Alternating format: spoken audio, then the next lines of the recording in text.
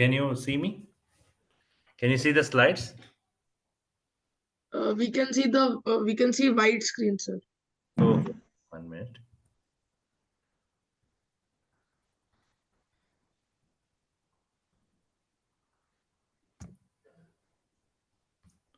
Oh, sorry, what's that?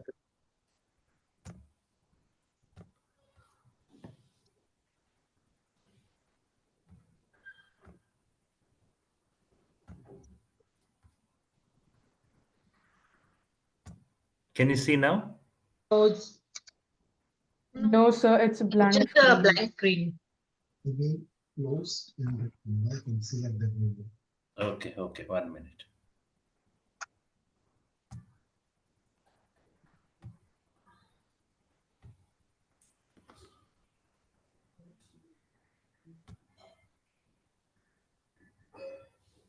One minute. Yeah, don't worry. Take your time.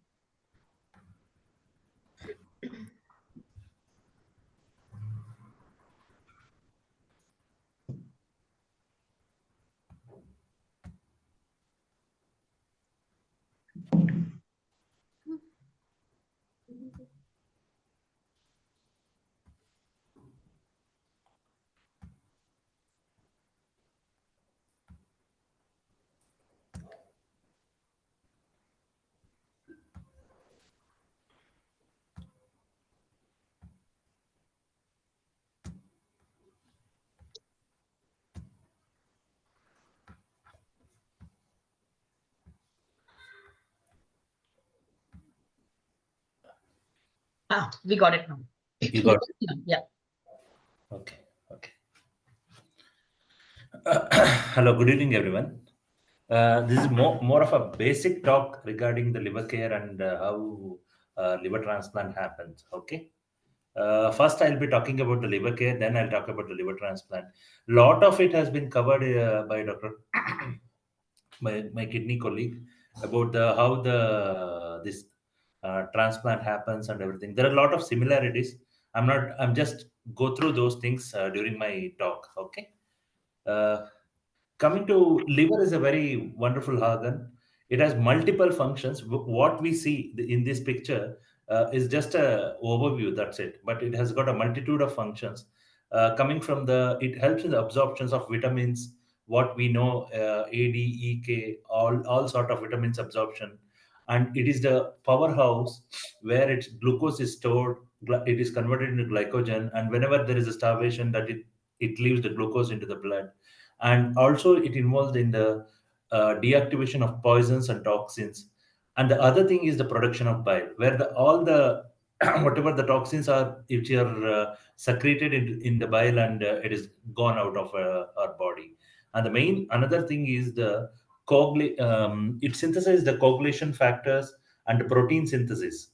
It is more or less involved in all metabolisms in our body. For example, carbohydrate, proteins, fat, and everything. So that is the one thing which is more important as a functions of the liver. And I've already told you the another thing is the immunity. Whenever we take food or something like that, some germs are also with that one. These whatever the food which are taken, which are absorbed in the intestine, and it will go through the liver, and it attacks all the infections, pathogens, or something like that, that is taken care by the Kupffer cells. These are the specialized phagocytes which are housing in the liver. And have already dealt upon what are other functions also. Coming to what are these are the functions of the liver. What are the healthy habits which we need to develop to maintain a good liver? One is the important is the diet, very much balanced diet and exercise, good sleep, and we should have a work-life balance and stress management, and avoid unnecessary medicines. For example, nowadays it become everybody is very much fascinated by these homeopathic or Ayurvedic medications, telling that these doesn't have any side effects, but they'll end up with drug-induced liver injuries and kidney injuries. These are in an increasing trend because of the advertisement, falsely advertised things. Okay, and coming to the balanced food, What all the balanced food which includes less of a carbohydrates, more of fruits, vegetables, and less of a red meat and all these things, and to avoid these junk foods. Okay, this is the main cause for our liver related. Why I'm talking all these things, well, I'll come in the future slides regarding why I'm talking this. The thing nowadays, the most rampant is a fatty liver, which is uh, which is which is going to surpass all the causes of liver disease. So that is the reason all these things are important. Okay, and I've already discussed what all the our diet should include. It should include lean proteins, fruits, vegetables, olive oil, nuts and seeds, coffee without sugar. Especially black coffee is much more useful for a liver, and high fiber diet. Okay, and coming to alcohol, it's been people, you can't say the person who would have had a very little alcohol, still then he can have alcoholic hepatitis, but the person might be having lot of alcohol, but the standard what we tell the patient is to avoid alcohol. But according to some men can have a 2 drinks per day and women can have 1 drink per day. But I'm not propagating this, don't take it as a this one, but I'm telling you how things are. Okay, and the other habits are, we have to avoid toxins, illicit drugs, and contaminated needles. And the another thing is we generally take a lot of medicines over the counter without any prescriptions or something like that. Especially these herbal medications, which have been propagated as without any side effects. These are also important part. And coming to what are the symptoms of liver disease? The symptoms of liver disease can be from coming from head to toe. They can have yellowish discoloration of eyes, what we call jaundice, and other thing is the abdominal pain and swelling. That abdomen is totally bloated. It is filled with water, itchy skin, and pale color stools and bloody dark dark color stools. And these patients, those patients which will have those who have a liver disease, they have a chronic fatigue and they have loss of appetite also, and they have a tendency to easily bruise. Okay, these are the symptoms of liver disease. And you can see how the livers can get damaged. The first one is this is the healthy liver, and in case of in this case is a case of fatty liver, it becomes yellow, and later it becomes very much stiff, fibrous, and this is the final stage, cirrhosis. Whenever there is a fibrosis, even with these stages are reversible, but when it goes to cirrhosis, that is called F4 fibrosis, the chance of reverting back to the normal is very less. And here it is because of fatty livers, sometimes can be because of the alcohol and some viral infection, especially hepatitis B and hepatitis C virus infections, which are also cause for these cirrhotic livers. But what we think is these are only the cause for liver disease. Especially in pediatric patients, we get to see the biliary atresia, where the anatomy of liver, then the bile duct is not developed, so the uh, so the bile is not getting excreted. It gets uh, stored in the liver only, and it will start damaging the liver. And this is one of the major cause for indications for pediatric liver transplants. Okay, and the another thing is the inborn errors of metabolism. That is, wherever this liver has got innumerable functions, any damage in the metabolic function can damage the liver. Okay, and I've already told you.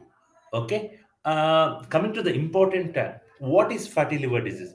It is commonly seen in people with diabetes and who are overweight and who consume alcohol more and excessive food intake. Nowadays, the excessive food intake is the main cause for this fatty liver disease. Okay, and what are the symptoms of fatty liver disease? Majority of the time, it doesn't cause any symptoms. And people who have symptoms maybe because they feel tired and generally unwell and pain in the right upper quadrant of the abdomen, and they lose weight. Okay, whether What are the causes? It can be because of overweight, long-standing diabetes, and high cholesterol level. All this increased food intake. Okay, and how it can be diagnosed? So it can be diagnosed first initially by the symptoms of the patient, symptomatology of the patient. Another thing is the to get the blood test that is important is the liver function test, and another thing is the fibroscan, which will tell us how much is the stiffness of the liver can be known. And how is this can be managed? We might see a lot of advertisements saying that these medications will help you lose weight, all these things. But the main thing, which is the cornerstone of the treatment of this, is changing lifestyle. That is avoiding alcohol, having a healthy diet, and avoid sugar, lose weight, exercise regularly, control of blood sugar, and treatment for high cholesterol.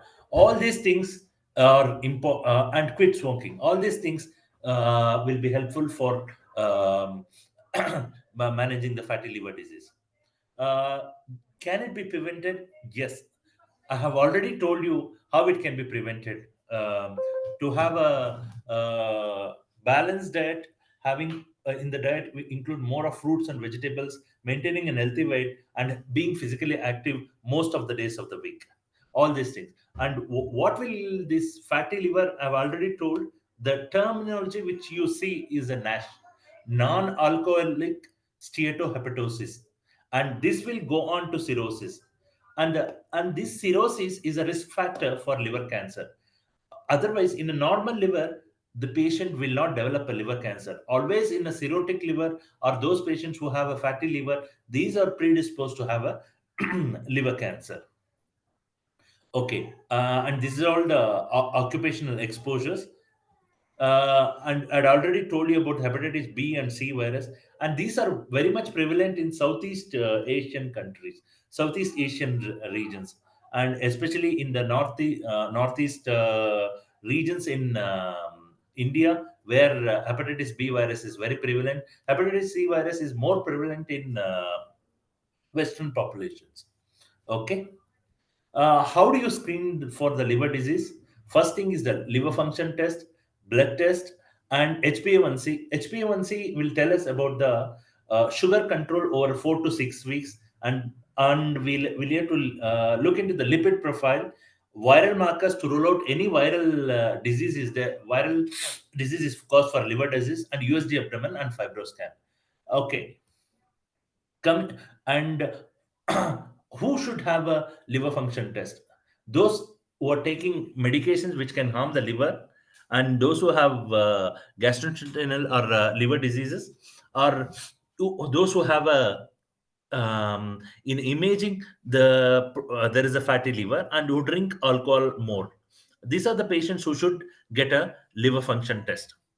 Okay, this is how it is actually. We'll get a, it is nothing, it's a very non-invasive one, fibroscan, and it'll give us a lot of information. And the flip side is, whenever we assess the fibroscan report, we need to look at whether the patient is having jaundice or not. All these things will help us, because these jaundice patients, it will falsely give positive result as it is having fibrosis. Okay, so we need to assess it in a with caution. And this is the report how the fibroscan will come. Okay, coming to the transplant. Okay, how we in Indian mythology, we know that it was the first transplant for the our Lord Ganesha, where the elephant head was transplanted. That's where we have a liver transplant. Coming to our modern era, where one of the king who had his limb was gangrenous, the leg was implanted from them, but it did not last for a long. But the successful liver transplant happened as a this one in 1967, which was done by Thomas Toss. Successful. I'm talking about the successful liver transplant in USA. Okay. From that onwards, we have come a long way. Okay. And what are the types of liver transplant? What we know. Another thing, you can see this picture. Why I'm showing this picture is liver is an organ which is able to regenerate. Okay, that's why see, for a living donor donation in kidney, people have two kidneys. They can donate one kidney and leave upon. But whereas a person will have only one liver, though they can donate the part of the liver, the remaining part of the liver can come to this normal cell. That is the specialty of the liver. Regeneration is the specialty of the liver, which has been more explored in liver transplant, and it's also an immunologically privileged organ, and it doesn't require the immunosuppressants more as compared to kidney. Okay, that is the reason. Even when there is a damage, a rejection also, any damage to hepatocytes also, they will regenerate. That's why the immunosuppression is less required. And one more thing, as Dr. Pallavi already alluded to, in kidney transplant, you need a HLA matching also. But whereas in liver, we need only blood group compatibility. That's it. Okay. O can be an universal donor and other things which has already been discussed. That is one thing which we have to be more aware of that one. Okay. Coming to the types of the liver transplant, we have is the deceased donor liver transplant. Okay, I'll show you the how this is the whole liver transplant that is known as cadaveric liver transplant. You can get a liver from two types of donor. One is the brain dead donor, and another is a donation after cardiac death, where in a controlled situation, when the patient is expected to die, that time you are going to retrieve the liver from them. But that is not a reality in India. It's happening only in the Western countries like Canada and USA. We have a only brain dead donors donations in India. So okay, that's a whole liver. This one. What are the principles which you keep that in mind when you are taking a liver? They should be healthy, and they should not have long-standing diabetes.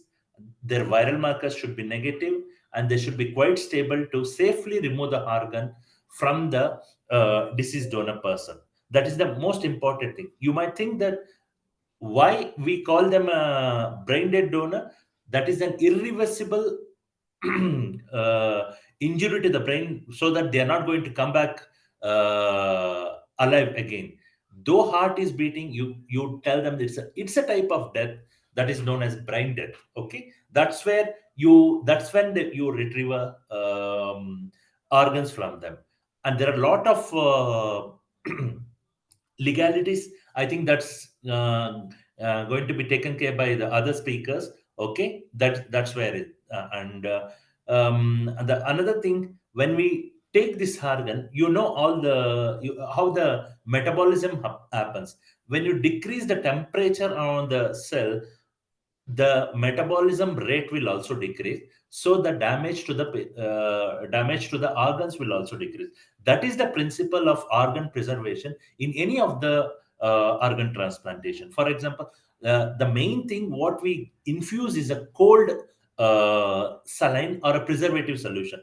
The coldness is the one thing which is going to help for the preserving the organ, because it is going to reduce the metabolism by 60 to 70%, and you can preserve the organ for a long time. Another thing, the preservative, what the contents of the preservative are the one which are used to decrease the damage made by the coldness actually.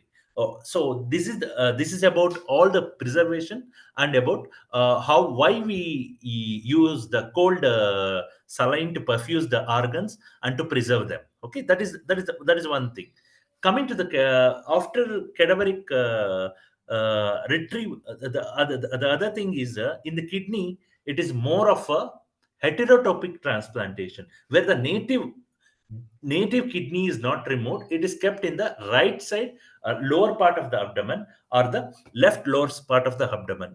Occasionally kidneys are also, the native kidneys are taken out, and the new organs are also kept in the same position. That is known as orthotopic transplantation. But whereas in liver, it is always a orthotopic liver transplantation. So the deceased liver is taken out and the new liver is put in the same place.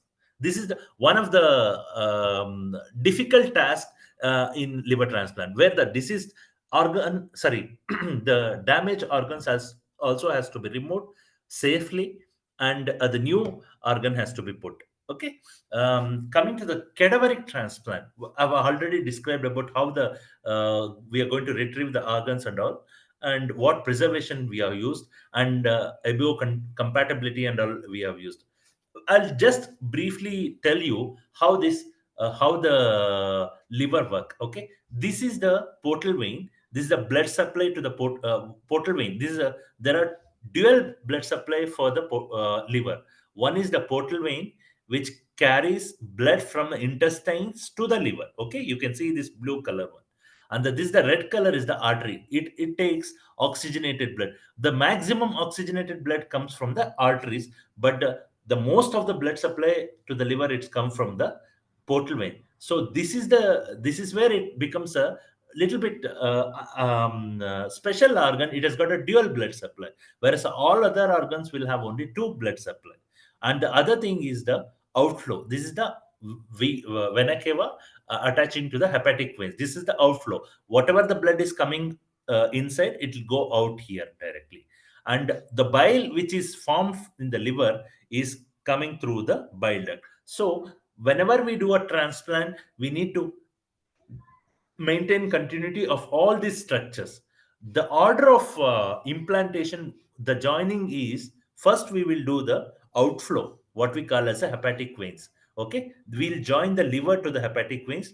Then second, we do a portal venous anastomosis. Okay, that is the recipient portal vein to the donor portal vein. Next is the arterial anastomosis. Last is the biliary anastomosis. Coming to this is how the order of connecting the new liver into the recipient. Okay, here it is a whole liver. This is in case of cadaveric liver transplant, whereas in case of living donor liver transplant, okay, coming to in the living donor liver transplant. Sorry Hello. to disturb you, Dr. Praveen. We are just running short of time, so you'll have to just wind up in the next 5 minutes. Yeah, I'll be done in another two, Okay. 3 minutes. 2, 3 Thank you, slides. thank you so much. 2, 3 slides. That's it. Okay. This is why, because I'm just telling about living donor liver transplant. Here, it's a bit complex process. You are going to take around 50 to 60% of the liver from the donor, healthy donor, and you are going to place it in a the recipient who has got a damaged liver.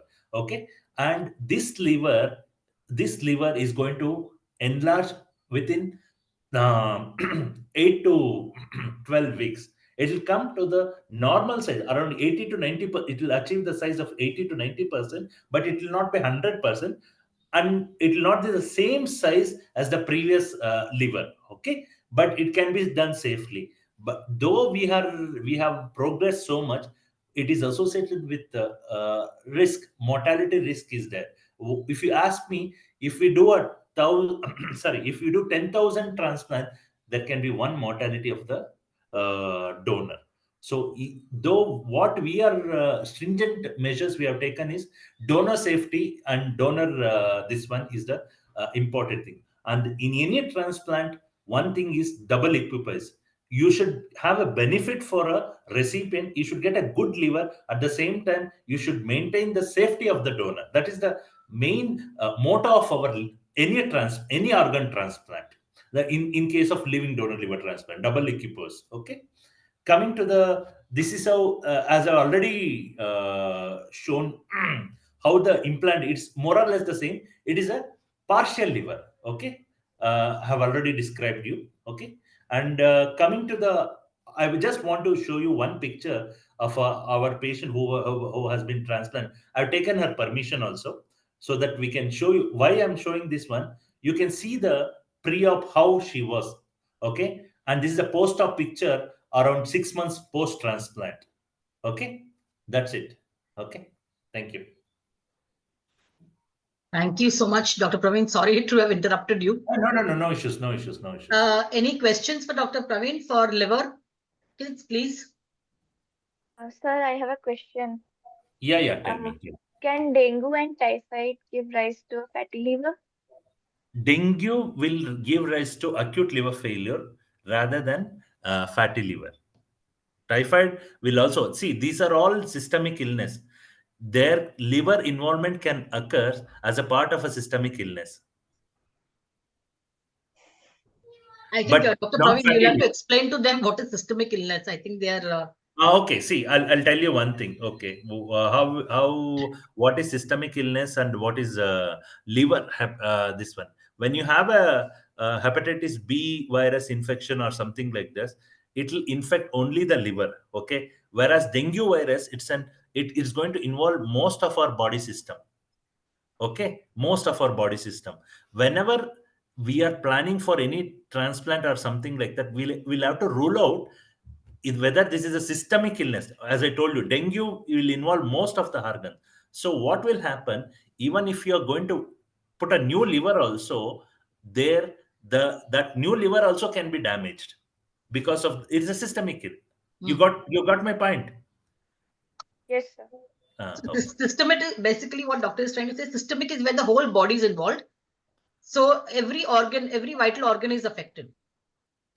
And one thing is which we might have to get, what is driving the disease in the patients with liver cirrhosis and all. The liver is the main driving force for all their illness, whereas in other dengue and all, the other things are driving this one. Any other question? Dr. Praveen, I had a question. That means the pre-transplant tests for liver are much less than the kidney?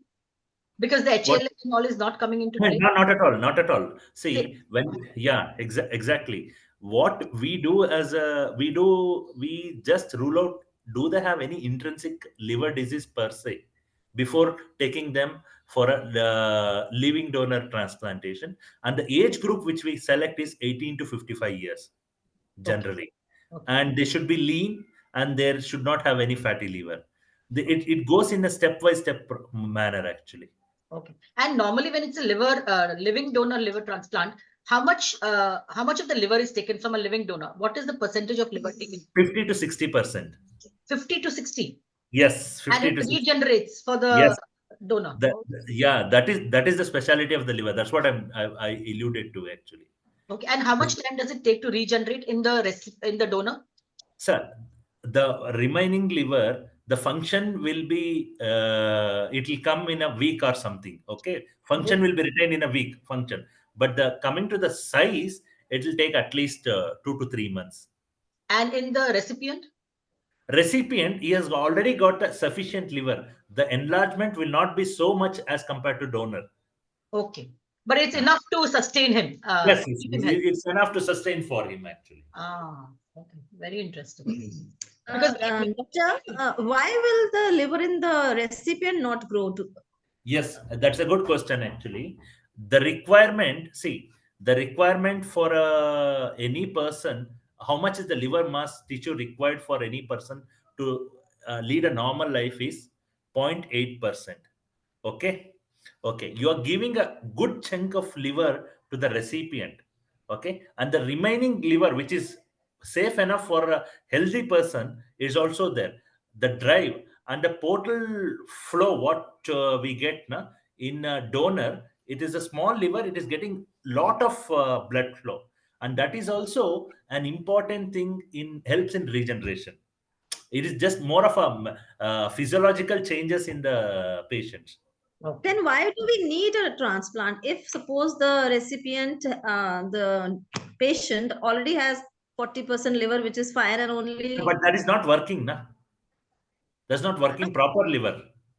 It's not only the mass of the liver which is important. It is the functional liver which is important. So overall, the functioning is damaged. That is why liver. That is when you tell them to have a transplant actually. Thank you. Okay. Thank you. Thank you so much, Dr. Praveen. If anybody has any questions for Dr. Praveen, please put in the chat. and we'll get them answered later. Okay, and we'll have to now move on to the next speaker. So our next speaker is Dr. Akila Vasant. Akila, are you there? Akila. Yeah, I'm here. Can you hear me? To make you a co-host first. Okay. Can you hear me? Yeah. So Dr. Akila Vasant is a consultant pediatric nephrologist and a general, and she's also a general pediatrician at Narayana Health City in Bangalore. And she specializes, as she's a pediatrician, she specializes in kidney disease of the children. So Akila is going to today explain to us, Dr. Akila, about kidney disease in children and young adults like you guys. Okay, so Akila, over to you. Yeah, so it says the host isn't allowing sharing for this meeting. 1 second. Okay, now. Yeah.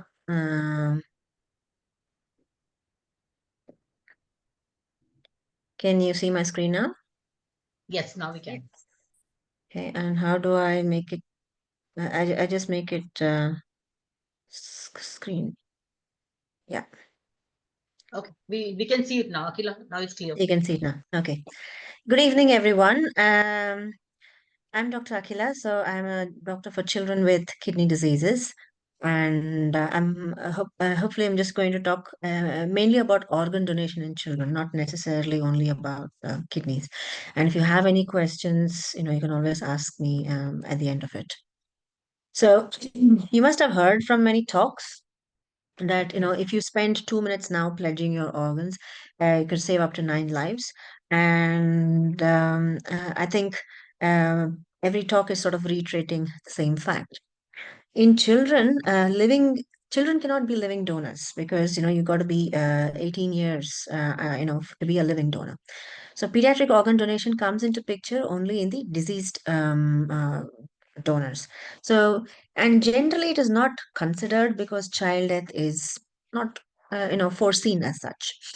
It's primarily a decision made by families, not by physicians. It's not like that, okay, the doctor says it has to donate and then we donate. So it's, it is a very difficult time for the family, and, the motivation has to come from the family. However, the option for, this option of organ donation for any family with a loved one for whom end of life care is being, end of life, issues are being discussed, should be given. So once the parents have the options, then, they'll be able to take any decisions on that. Now, this box in the pink, basically, it's just a fact that fewer than half of the families agree to donate, agree to donation going ahead if they're unaware of their loved one's decision to be a donor. Over 90% of them agree when the decision to be an organ donor is already known. So that's why once you have donated your organs, it's important to let your family members know as well. Now, when it comes to donating, say for example, if a child, has had some sort of an accident or something of that sort, and there is brain death has been confirmed, only then the clinician will then offer, talk to the parents or the families about organ donation. Even after listening to this, parents can have many misconceptions, and this can hinder child organ donation. First of all, child being so unwell and being brain dead, it's very, it's not a routine thing. So parents find it emotionally extremely taxing, and to think about organ donation at the same point, it can be very difficult for them. So this topic itself should be introduced in a very sensitive way.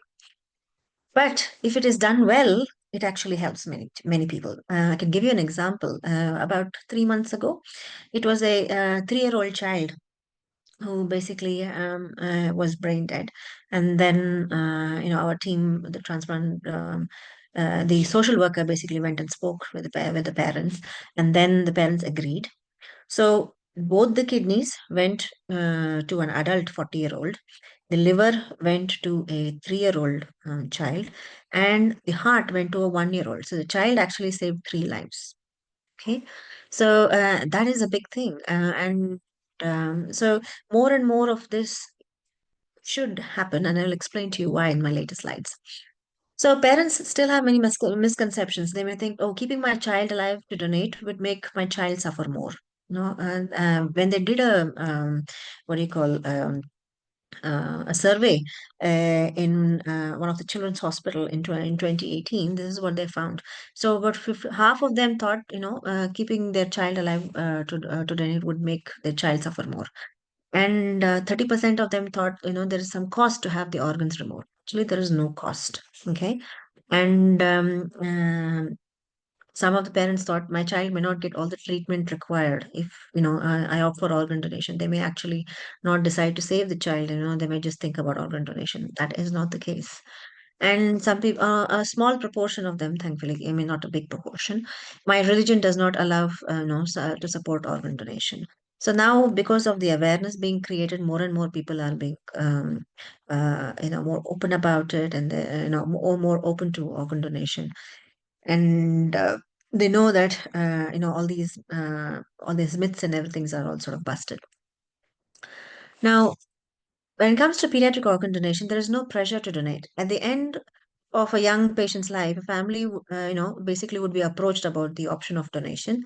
The discussion is held in a very respectful way that recognizes the grief as well as the potential of helping somebody else. Parents are also notified that the transplant, if it is carried out, would take place at no cost to them. The second thing is a minor cannot make the decision alone. So older children may understand the value of being a donor, but their word is not just enough to give consent. Still, if it is appropriate, that conversation can lessen the family's reluctance should any such unthinkable situation occurs. So there are definitely cases where a child has told their parents, "This is exactly what I want to do," and once the parents also, give their consent, then they can pledge their organs. It does not. It does not affect the care of a living the living child receives, which means to say when somebody is in the hospital, every effort is made to save their life. Transplant teams play actually no role in the treatment before death. So donation, if approved by a child's guardian, it will not take place until a patient has been declared brain dead, and and the patient will have no potential to feel any sort of pain. The other thing is young donors are often the best, for other children. Some organs, such as livers and kidneys, can be used from adult donors, but but the organs must be, of a specific size to be suitable for a child recipient. Amongst them, it is mainly the heart and lungs, because you can't plug in a heart of a 40-year-old or a 30-year-old into a 1-year-old child. It has to be of a similar size. So the need, particularly for a size match compatible person, is actually enormous. There are a lot of children who are waiting on the transplant, waiting list for a heart and for lungs. So organ donation has physical as well as emotional power. So a key point of comfort for many bereaved parents is that the child's organs can give another young person a new chance of life. So when it is explained in that way, then they also feel, okay, my child will be alive in 2 or 3 other people who are really waiting for an organ. So I also know many families who look back on the act after having donated and consider it something that brought about a positive from otherwise a very horrible situation. Yeah. So I want you to watch this video because and I know if I can give you some boring slides about lots of things specific to pediatric organ donation, but if you actually watch this video from the starting till the end, you will understand what children with chronic diseases go through, how difficult it is. So they go through a lot of personal struggles. Even the family also goes through a lot of struggles. It gives you an insight into how organ donation actually changes lives. So Lily Kendall is a 11-year-old girl in the UK, and I'm just going to play this video for you.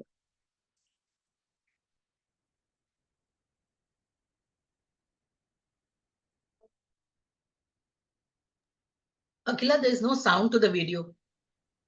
Okay. So what do I do? Let me increase this. Can you hear it now? No, we can only see the pictures, can't see the sound. There's no sound coming. Okay. When you share, you have to share with the voice. When you share, no, you share with the voice. Okay. If I go back, Yeah, you can start from beginning and share with the voice. when I share advanced sharing options, one person, multiple, sorry, participants. There's nothing like share with voice. Host tools, start video.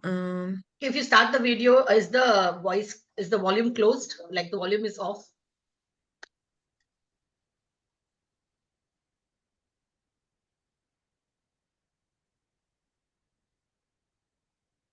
So what I'll do is, see, even if you cannot hear the It's okay, there are subtitles. We can see the subtitles. voice, yeah, you can read the subtitles Yeah, it's because fine. otherwise we'll waste too much time on this.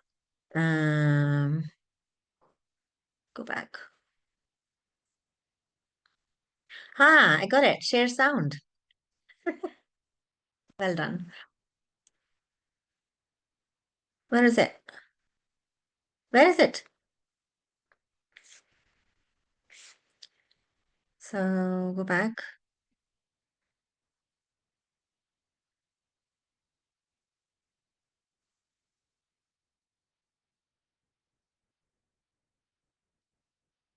Why can I not share the screen now? Hello? The screen is visible. The screen is visible. You are still the co-host.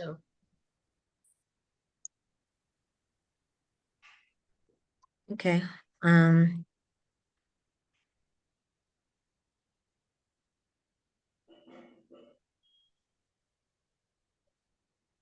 Video thumbnails are minimized to optimize for video sharing.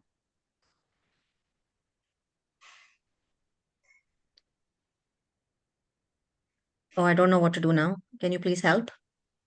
Yeah. So shall I just say stop share first and then restart Just again? start again. Yeah, just start again. Start sharing again. Yeah. Okay. Good. Thank heavens. Yeah.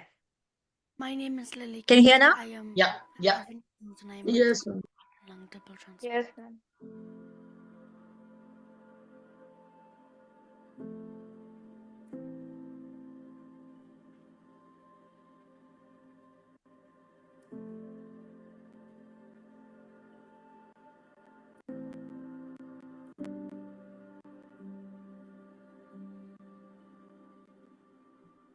Just waiting on that phone call.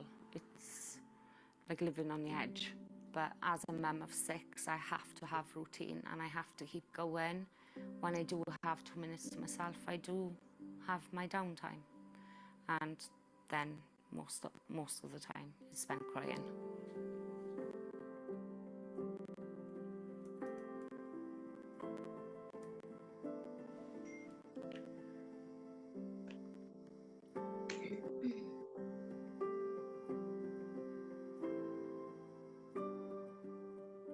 We've had lots of difficult conversations, talking about our funerals, what she'd like.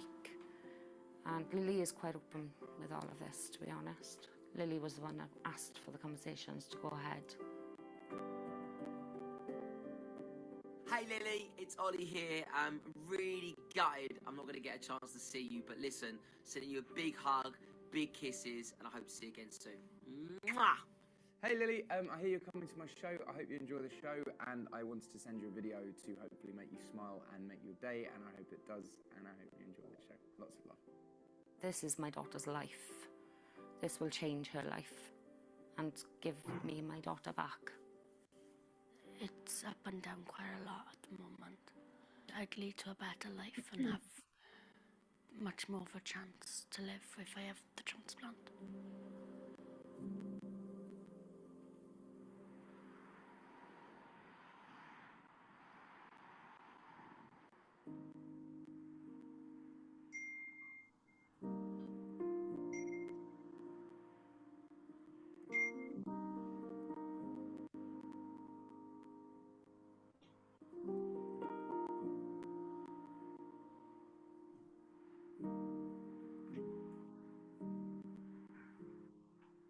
just fallen asleep, and my phone rings. I looked at the number and I just burst into tears. For me as a mum, it was really hard. I didn't know she was going to live. I just didn't know what to think.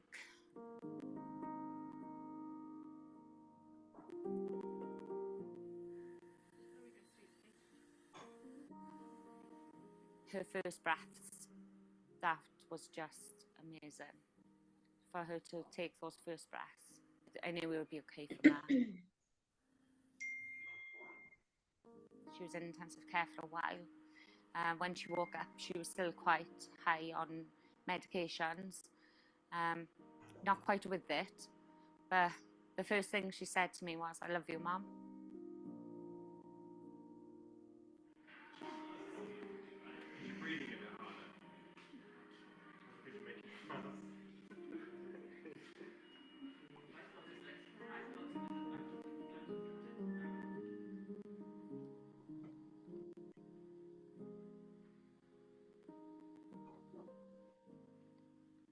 It's been one thing after another, yeah. I don't know where I had the strength from. I got good friends, really good friends, that have kept me really strong. I feel very amazing, very happy. I didn't think I would survive without these new heart and lungs. And this, all thanks to the donor, it's actually saved me. Where the organs are size matched, children can wait longer. And we know for cardiothoracic organs on the urgent list, they will often wait 2.5 times longer than adults. The legislation across the UK doesn't cover children, but children can still sign the register. And if that's their wish, that's what they should do. They should be encouraged to do that. Have that conversation together. Don't be afraid of that conversation. Children are very open about talking about lots of things, including death. And we as adults often find that more of a challenge than they do. So be open and answer the questions that they have, honestly. Happy birthday to you. Happy birthday to you.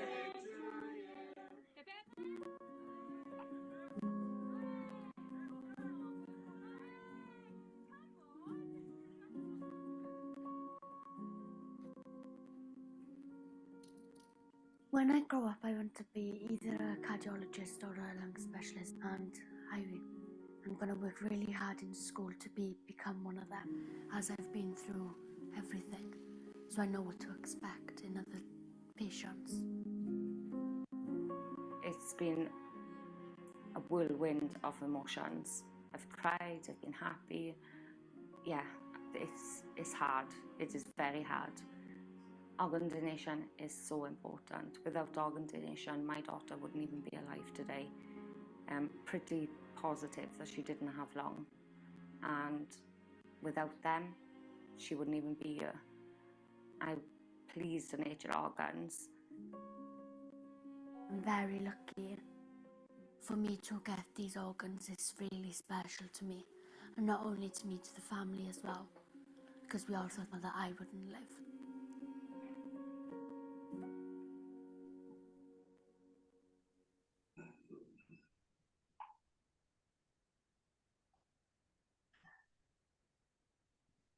So, so as you can see from that video, Lily didn't have any sort of hope that she was going to live, and this is about a heart and lungs. Where no living donor could give a heart and lung, so it had to come from a deceased donor. So a child who's gone through any sort of chronic illness has got significant amount of impact on their daily lives. They can't attend school, they can't do all the normal things what other friends do, and they have to be on medications, they have to go to the hospital all the time for blood tests and scans and all the other things, and it can have a significant impact on their mental health. in addition to the physical health part of it as well. And it's not only the child, even the family members also go through significant amount of stress. Like, parents will have to spend all their time taking care, of this child who's got some chronic disease. And whenever they're unwell, they have to take them to the hospital. So they'll have to take many holidays or like leaves from their work. And all employers may not be very supportive. So it has got a lot of emotional, financial, burdens also associated, with this. And imagine, her life is completely changed now. She can actually have a positive outlook towards, the rest of her life just because she has received an organ. So I think it is a big thing. Organ donation is actually a big thing. So children, what I want to tell you is children basically need priority. So children generally about 0 to 17 years or 18 years of age count for about 2 to 3% of the national waiting list for transplant. Uh, and they have a superior survival rate and many more life years gained from a transplant. Children deserve the opportunity to experience more years of life. In the West, all these, the organs are allocated to the most vulnerable. So basically, the adults and the children are on a common waiting list. Okay, and based on the allocation score, say for example, how sick they are. Say for example, if they're really sick, there are certain points given to different aspects. And if you score a higher score, then they will say, okay, this child is really sick, they need to go high up on the transplant list, and the next organs should go to this particular child. So that's how it works in the West. And even kidneys from donors less than 35 years are offered to children less than 11 years, which has a greater impact of so in the sense, a young kidney has a what I'm trying to say is, if a child who's young and who receives a kidney transplant, it has a more impact on their development and for the rest of their lives. So children preference over adult in allocation over adolescent donor hearts, depending on the urgency of each case. All of this happens in the West, but unfortunately, in India, this is not the case. Children are not given preference, and at the age of 3 years, waiting in a queue should not be the best virtue of a 3-year-old. I'm just giving you an example. So what we call upon the general public is to basically spend 2 minutes of their time now to pledge their organs, which can save up to 9 lives. Now, when you see children, transplants in children and compare it to the adults, children are not just, small adults. So caring for children is quite challenging. It is important for us to know about their, cognitive means their intelligence, or their, their IQ, etc. Somebody is waiting. I'm going to admit all. Okay. Yeah, so their social and their emotional growth, all of these things, should be considered. It's very stressful and an emotional time, for the parent. When it comes to the kidneys, children will need at least 2 to 3 transplant in their whole lifetime, because kidney is a highly immunogenic organ. So even in sort of living related transplants, unfortunately, sometimes the families back off. I have many parents refusing to go ahead with the transplant, just saying that, oh, let the child live for as long as they live with medication and dialysis, which is actually very sad. Um, and finances sometimes can be a hurdle, but many a times, despite arranging all the finances, also parents do not have the commitment to endure this long journey. It can be quite draining for them. Majority of them, sometimes just want to make another baby, and that is, quite heart-wrenching actually. Sometimes the grandparents are reluctant, for parents to donate. They have a preference for, then, living donation doesn't happen, and they would have to prefer for a diseased donor transplant. But do you know, it actually takes a minimum of 5 to 6 years to get a kidney, as there is no real preference for children. They don't even get any additional points in India. So many succumb due to heart disease or due to infections. So like I said, in the West, preference is given to the children. And the other option, what we can have in India, is to basically make a separate list for children. And recently, about 2 weeks ago, we have written to the government because it is important to fight for children who are our future. So, my next slide, where is it? Why is it not moving? Hello, can you hear me? We can hear you. But Akila, I think some settings have been changed because some kids are not able to log in the video. I think you have made somebody host, co-host, and things like that. Okay, but at least could they read the subtitles? I don't know. They can see your screen, but they cannot put their videos on. Okay. Videos have been disabled. Yeah, so Oh, look, something doesn't matter. Let's finish this session and then we'll try to fix it. My slide is not going further. How many slides you have left? The last one, that's it. After this is the last one. The 1 second, let me say stop share. Now I can see the kids. Some kids are not able to. Wait 1 second. I'll just go to share again. And my last slide is, why is it not going to the last one? Oh. You'll have to just move to the last slide manually. Okay. That is also not happening. Is that important one, or maybe we can just talk about it? It's, wait 1 second. Got it. Can you see me now? Can you see it now? No, we can't. We can only see you. No, ma'am. Okay. Sorry. 1 second. Go back to Zoom. Oh, I have to join a meeting now. You're already in the meeting.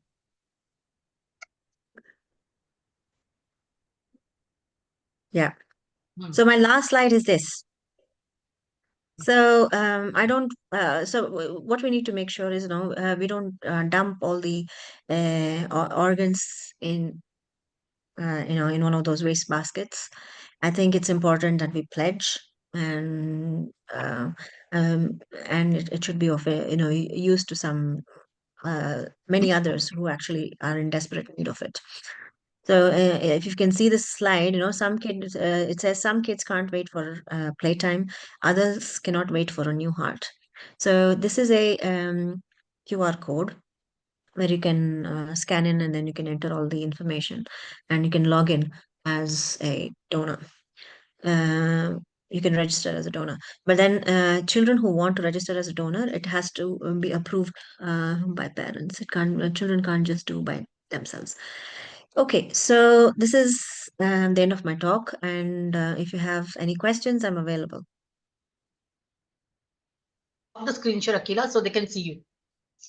Sorry? Stop the screen share. I have to stop the screen share. Okay. Okay. Now we got it. Yeah. But were you able to hear the whole thing? Yeah. Yes, ma'am. Okay. It was audible. Yeah, it was audible. Fine.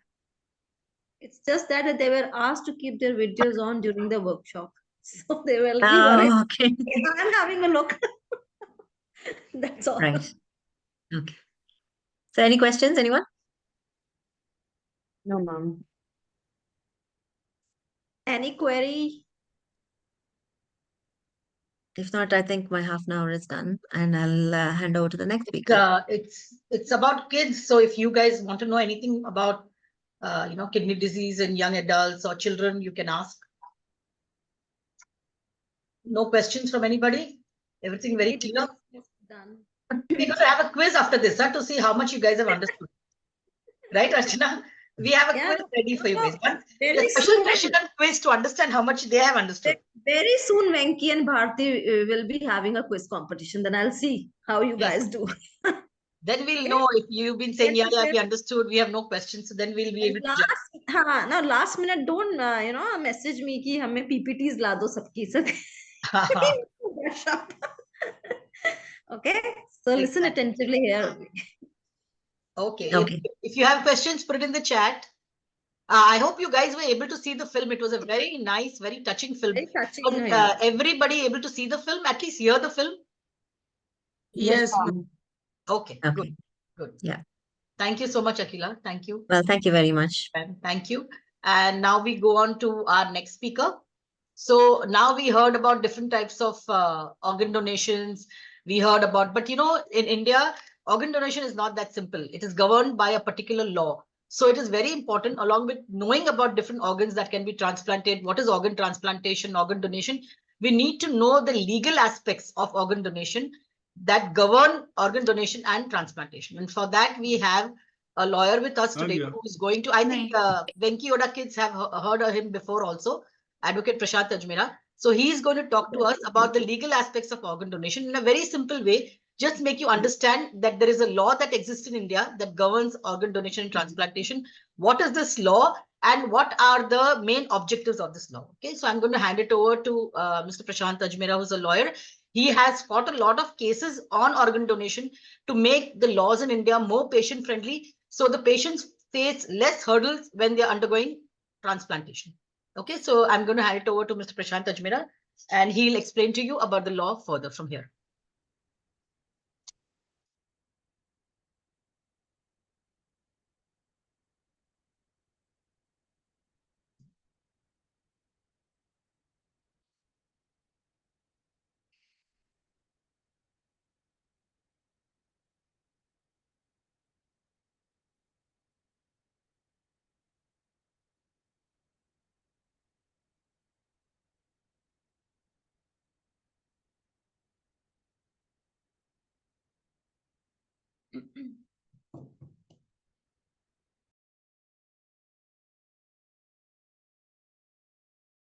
Sven, you can try putting the video on. Let's see whether it's working now. No, ma'am, still not working. It's also a problem for me. Oh my God. So you all are so lucky. You must have manifested this, I guess.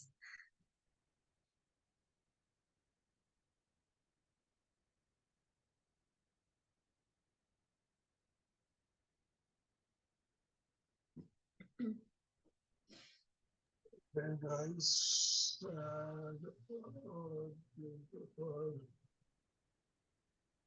can you stop sharing? Okay, I have to start the video.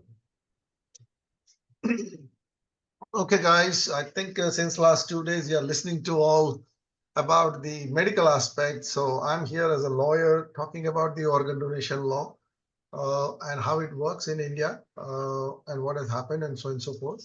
So let me start with sharing the screen, and we'll start the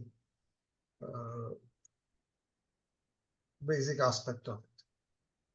So organ donation law is one of the, when we talk about the organ donation, we talk only about the medical aspect and the process. We never talk about the law. And this not talking about the law, doctors are not aware of it. The transplant coordinators are not aware of it. Patients and their families are least aware of it. It makes things very, very complicated for the people, because doctors cannot give them an answers. They don't want to give them an answers for a variety of reasons and so on and so forth. But it was for the first time in 1994, we had an organ donation law introduced in India. And when we talk about the organ donation law, why it is very important is because we don't know the law, and that's why the things becomes more complicated across India. And when we want to talk about all the time about the organ donation, organ pledging, and so on and so forth, but if you don't know what is the legally involved, still the myth remains in the people's mind that my organ will be bought and sold, this will happen, that will happen, illegally they will remove, I can go to any hospitals. People who are waiting for the organs, they think that I can buy the organs at any time. So in order to stop all these things, the first time the Organ Donation Act came in India in 1994.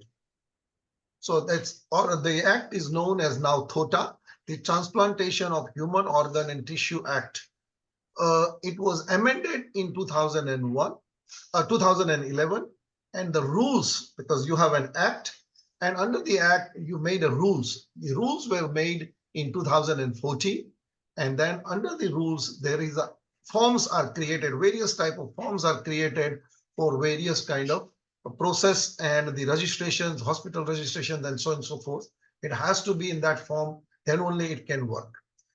So this act is there, rule is there, and the 21 forms is there. So that the three things you have to keep it in mind when we talk about the organ donation: act, rules, and forms. What is the object of the act? What they wanted to achieve by enacting this law? The first object was to remove storage and transplantation of human organ and tissue for a therapeutic purpose. That means in India, the organ can be removed, it can be stored, or it can be transplanted, but it could be only for a therapeutic or a medical purpose, not for the medical research. So that's the big distinction. Here you cannot donate your organ and say, I want to give my organ for that particular research. Yes, you can give your whole body, as you probably learned yesterday, that to the medical college, but you cannot give an organ. And the second object of this law was to prevent the commercial dealing in human organ. That was the second object, because the government didn't wanted people to have an organ in a way that the people are buying and selling, because we all know that we hear the stories in the newspapers, in the Hindi movies also, in older movies, that my kidney has been sold, or a person is so poor and is so desperate that he wants to sell his kidney for an amount of money. Now, under the law, it cannot be done. So again, the first object is for the medical purpose. That means for the treatment of somebody. And the second object of the law is to stop the commercial dealing in human organ. Now, when it comes to the act and a law, how it is regulated in India? It is regulated by the Ministry of Health, Government of India in Delhi. And there they have created an organization called NOTO, National Organ Tissue and Transplant Organization. It sits in Delhi. They have an office, very big office there with the staff of almost 35 people. And then they have created, because India is a very large country, they've created a 5 regional organ transplant, tissues and transplant organizations, which is North, East, West, South, and Central. So in each ROTO, they have about 3 or 4 or 5 states of Indian states are there, which is included in that one. And then you have a SOTO. So that means every state, the health department of every state has a separate branch created, which is the state organ and tissue transplant organizations. So there's the 3 levels out there. That the state level. Now, if you go in a reverse order, in 28 states of India, you have created SOTO. Then you have, like in a western region in India, like Rajasthan, Gujarat, Maharashtra, and Goa creates the ROTO. And then the national one, and NOTO. So when we talk about the main functionalities or what we have achieved by doing this one. So 1 minute. So slides are not moving. Oh, slides are not moving. Okay. Is it okay now? Yes, sir. See the next slide. So the main function of the act is what they wanted to regulate. Like we say the object of the law, but once we saw the object of the law, what we wanted to achieve, what they want to regulate is that before the act, the retrieval and transplantation of the organs can be done in any hospital. But now under the law, it can be done, either organ can be retrieved or transplantation operation can happen only from the licensed hospitals. So that's the very important. That list is available on NOTO website with all the information. So when you talk to somebody and you say, which hospitals do I go to? You can just direct them to the NOTO website, where you can see the list of all the hospitals, the doctors who are in charge, the nodal officer who is in charge, the transplant coordinator who is in charge, and their contact details, and everything is provided at. So that's licensed hospitals or retrieval centers. That's the first part. Again, the second part is that organ cannot be bought or sold or offer or receive for money or any compensations. You say that, okay, I'm not going to take the money, but you will buy me an apartment, or you buy me a car, or you will give me this one. No, any kind of considerations cannot be given. And the organ transplant, as you have learned over the period of these 2 days, that it could be live and cadaver donation. And transplantation can be done as per the process in the act and rule. So that's what we're going to look at it with. It cannot happen haphazardly. You have to follow this process for every type of transplant when we're talking about. It doesn't include the cornea. It doesn't include the skin donations process where you have to register and so on and so forth. You need to have just a wish of the family or a wish of the family for the person to donate it. But when we're talking about the particularly kidney, liver, heart, lungs, we have to follow this process. And how does that process follows? Let's look at that one. See, the organ donation and transplant, again, it's a live or a cadaver, right? We learn from every doctor's talked about it, the live and the cadaver donations. So live donations is only possible between close relatives, and known relative can donate provided it is out of the love and affections. I'll explain you in a minute. The another one is a cadaver. That means my relatives are not ready to give me the donation, means the organ, but I still need an organ, then I can register with the state registry, which is SOTO, State Organ and Tissue Transplant Organization. So with the live donation, it is possible between the close relative. Who are the close relatives? Grandparents, the parents, and a child. Brothers and sisters, husband and wife. Only these relatives can donate you the organ as a live donor. It cannot be your friends. It cannot be somebody unknown to you. But unknown person can donate a kidney or an organ to you, provided it is shown that there is no commercial transactions. That means you have not bought and sold the organ, and it is done out of the love and affection. A very interesting case came just 4 days back in Kerala High Court.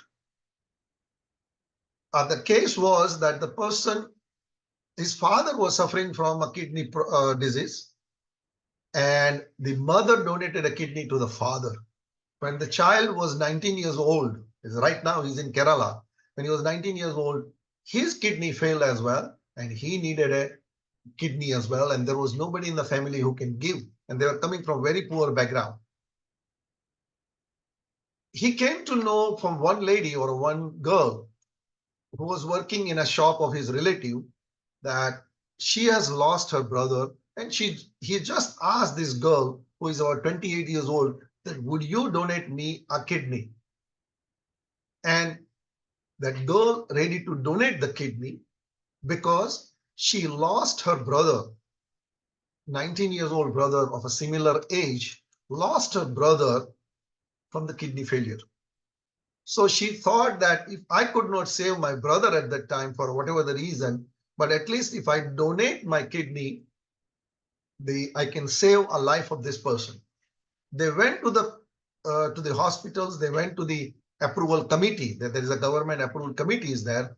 They refused to give a permission to do a transplant because they suspected that there is some transaction is there or commercial transaction is there. So the Kerala High Court gave a judgment in favor of the patient that they both are coming from a poor family backgrounds, and on a suspicious basis, you cannot deny the permission. So in that case, just happened last week only in Kerala, that the court gave a permission, order it, that the transplant can go on between these two unrelated people, but looks like that based on their statements and information given, that is, they are unrelated and the donation can happen. So probably within the next few weeks' time, they will go for a transplant and they will have a better life. The cadaver donation is coming from an unknown person. So how this process works for the live donations, and that's where the things get a little bit quite complicated for the donors and the recipients. So when it comes to the live donation, say for example, I need a kidney and my wife or my mother or my father or my sibling has agreed to donate a kidney to me, then I have to contact the licensed hospital in my wherever I want to get my operation done in India. So I can go to that particular hospital and register myself. Then I have my sister or my brother who is ready to give me a kidney. Once you register that, then you have to undergo necessary tests. Number of tests needs to be done to see the compatibility, which you have heard from all these doctors in a great deal, right? Then you have to go through the documentation requirement, and that's where the law comes into the pictures, that you provide your identity documents like your PAN card, Aadhaar cards, and photographs, and copy of the passports and birth certificates and whatnot. Then you have to prove the relationship to the donor, that the donors and recipients are related, whatever their relationship is, whether they are siblings, whether husband and wife, whether they are parents, they have to prove the documents and make an applications for transplant in a prescribed forms and provide supporting documents. Remember, I mentioned to you in the Act and the rules, there are 21 forms are there. So you have to use those forms to make an application to the hospital. Once the hospital has collected all these documents and your file is ready with all the documents, then they go to the hospital authorization committee or a state or a district authorization committee, where your file or document is presented that Mr. So-and-so, like Mr. Prashant Ajmera, wants to go for a transplant and his wife is ready to donate the kidney to him. And we have looked into the documents. They are husband and wife. There doesn't seem to be any commercial transactions. And we respectfully request the authorization committee to give a permission to the hospital so hospital can conduct the operation. Once they give the approval letter, then only hospital can conduct a transplantation. If you do not have that approval letter, the live donation doesn't happen. And most of the patients, because in India, majority of the operations are happening with the live donations, because the cadaver donations are not that much happening for the diseased people. The people are facing the difficulties are with these documentations, because what I have seen in the last 2.5 years, that the hospital staff, transplant coordinators, the authorization committee people, they are not fully trained and they are not aware of the law to appreciate the documents, to appreciate the documents provided to them, to decide whether they have a relationship or not and what not to do it. And that's where the majority, everybody is facing the problems in giving the permission to the transplant. Because why they are very reluctant to provide the permission? For a very simple reason, that if they subsequently it is found out that they were not related, they come up with the fake documents, or probably there was a commercial transactions. And if the authority comes to know about it, police comes to know about it, there is a severe penalties and you can go to a jail as well. And because of that, the mentality is not to take a proactive actions, but probably reject it when they have a doubt. And that's where sometimes court comes in and gives an approval. So upon the approval, then only transplantation happens. So again, it's very important for a live donations that if somebody wants to do it, you go to a licensed hospitals, undergo a necessary test, simultaneously you go with the documentation, the application forms and everything, appear before the authorization committee who will give an approval or a refusal for your transplants. And once the approval is received, then your doctor will conduct the live transplantation. Now let's look at the cadaver. How does the cadaver happen? So organ donation and transplant process. So the cadaver, that means you go to a same hospital where you want to get it operated.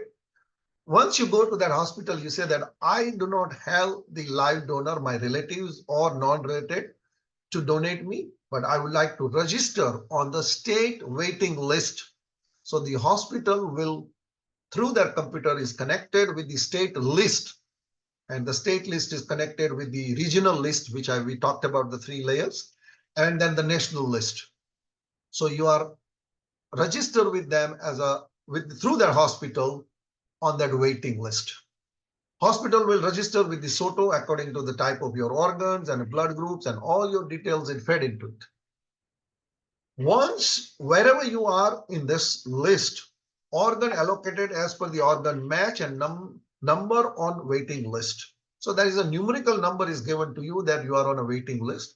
But as the other doctors and earlier said that depending on your the problems with your organs or how serious you are with your medical conditions, you might get an additional points and your number can bump up or it can go further and you can do it.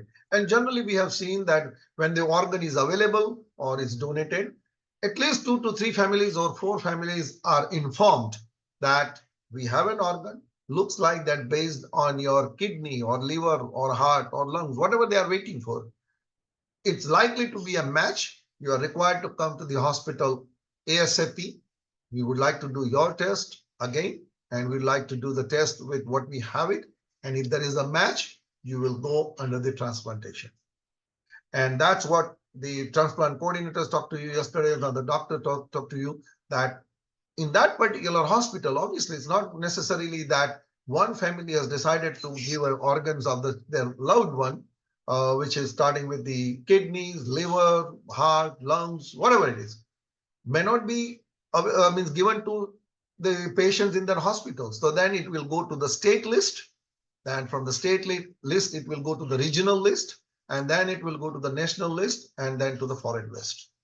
So this is how the list is distributed and the organs are distributed. So once again, 2 types of same process to be done. One is a live donations, other one is a cadaver donations, right? Why the organ donation law awareness is necessary? Because if you are aware of the law and the process, then the transplant coordinators, doctors, authorization committee, excuse me, they all can make a decisions very quickly.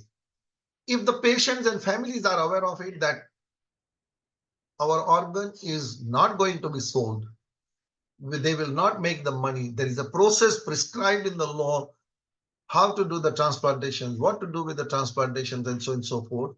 Then they will have a better chance of getting convinced and making a decisions about the live donations.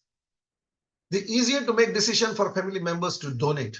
In the cadaver donations, they will say that, okay, I'm donating my, if I donate my organ or my organs of my families or a loved one, it will not be sold, but it will go through a process. They will have a confidence in the process and possible more donations, because nowadays everybody goes and talk about it, presentations when we see, they are asking people to pledge their organs. But some of the peoples do that one in the heat of the moments at that time that, okay, I'm donating it. But many people, when they donate it, after a while, they forget about it. And even they are not aware of the whole process or what will happen or what will not happen. Probably sentimentally, they thought of at that point in time and they decided to donate it. So if they are aware of the law, they will have a confidence in process and possible more donations can happen. Obviously, this will reduce the less hassle for a patient and family, particularly when it comes to the live donation. If the people are aware of the law, there are a lot of crimes are still happening in India with respect to the selling and buying of the organs, jumping the queues for the organs. It will reduce because people will see that the law is there, the penalties and everything is very, very severe. And all our efforts of everybody who is working in this space of the organ donations and awareness, if we make people aware more about the law, our efforts would be more effective in the sense, probably more people will come towards doing the live donation. More people will come towards the cadaver donations. I think when I was not aware of the law, even though I'm a lawyer, I was very mad. But when I came to know the whole process for the live donation and cadaver donation and what is happening, and when I understood over the last 2 years this organ donation law, I said the law is made very simple, but not knowing and consequences of the organ donations, that I can go to a jail or I can get into the trouble. If I'm a doctor, I can lose my time. It created just unnecessary more and more problems into the whole process. Otherwise, if you look at the law, it's only a few pages and the rules are only 10 or 12 pages. It's not that complicated or difficult, but lawyers were involved, the trainings were not given to the peoples, and that was creating the problem. And that's basically my next slide, is the talking about the problems. What problems we are facing in our law, whether it's a state subject or a central subject. What do I mean by state subject or a central subject? By our Indian Constitution, the health is the authority of the state government. But now we want to implement this organ donation law across India, one nation, one policy. And there is a confusion going on that whether it's a state government policy, means jurisdiction, so state government should make a decision or central government should make a decisions. So because of that, the certain states who are doing the organ transplant, particularly in Maharashtra and southern states and Gujarat, still they are following their own process, whereas the other states who has just recently in the last few years has joined the organ donation law in their states, they are following the central. So there is a confusion going on between this state subject and central subject. The second part is several ambiguities in the act and the regulations. When the law was written, there are certain terms and terminologies being used are very, very ambiguous. That needs to be corrected. I have given a lot of recommendation to the central government. There are very general terms are being used, like a certificate, domicile certificate, the case which we fought in the Supreme Court as a public interest litigations. The other terms they were used it, like tehsildar and various other terms they have used it, is very general, which can confuse the people in a different ways and just create the more trouble for the patients and a family. The live donation documents requirement is not well prepared. The documentation requirement, it just gives the basic identity document 5 or 6. But when it comes to establishing the relationship between the live donors or non-related donors, what to do it, how to do it, what documents you should ask, how you should collect the information, that is not very well documented. We call it a procedural laws is not being taken care, and that's where it's creating a more problem. Number 5, no cadaver organ donation list as per the central law, but as per the state law. Again, in many states, as I told you, that they were way ahead of doing the cadaver and organ transplantation in their states, and the states has developed their own law, whereas their priorities of the organs are given in a different way, whereas the central government wants them to all come under the one umbrella of the central law. And there is a resistance in the southern states and Maharashtra and Gujarat to do that one.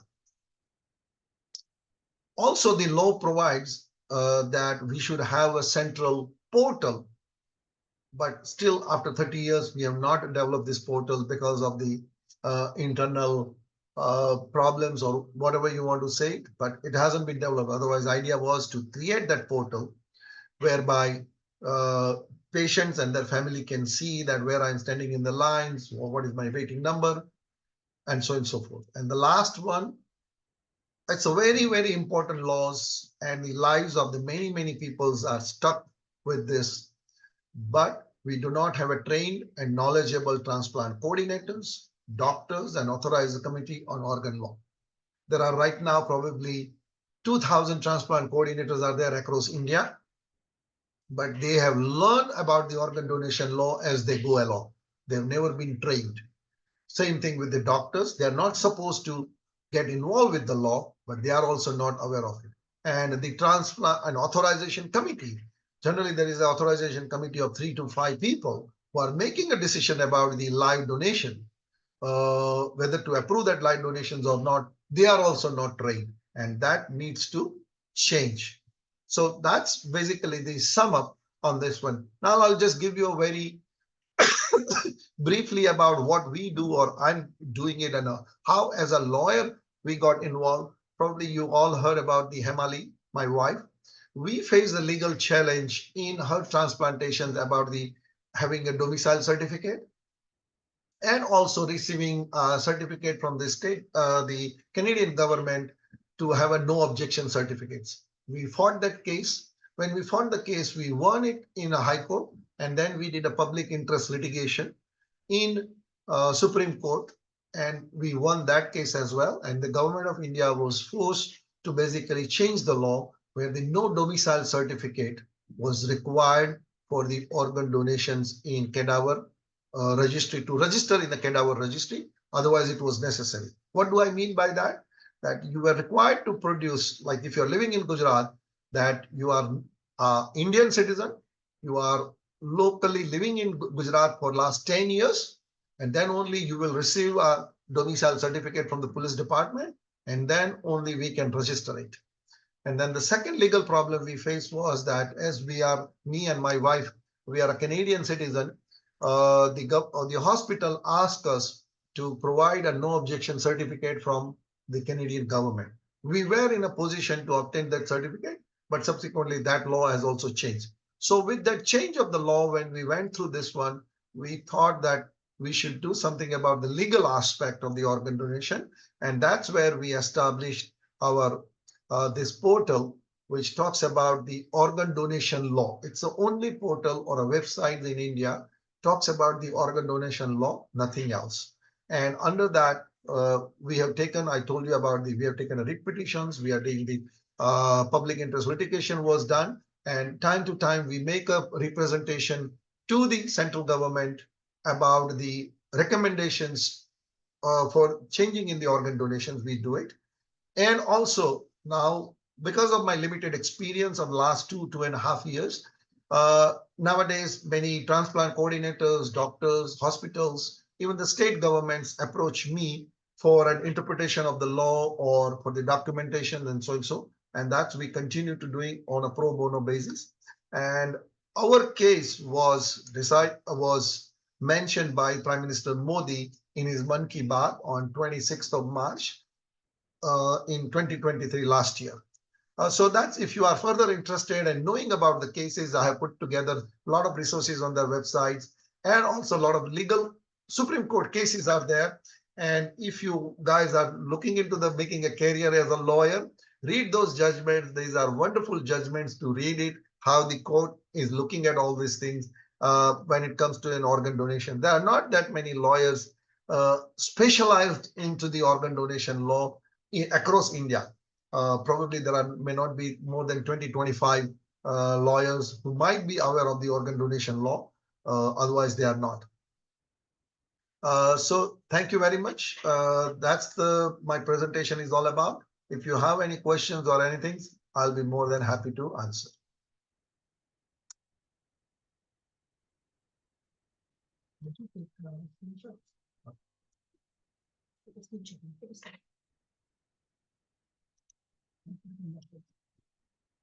Hello, guys.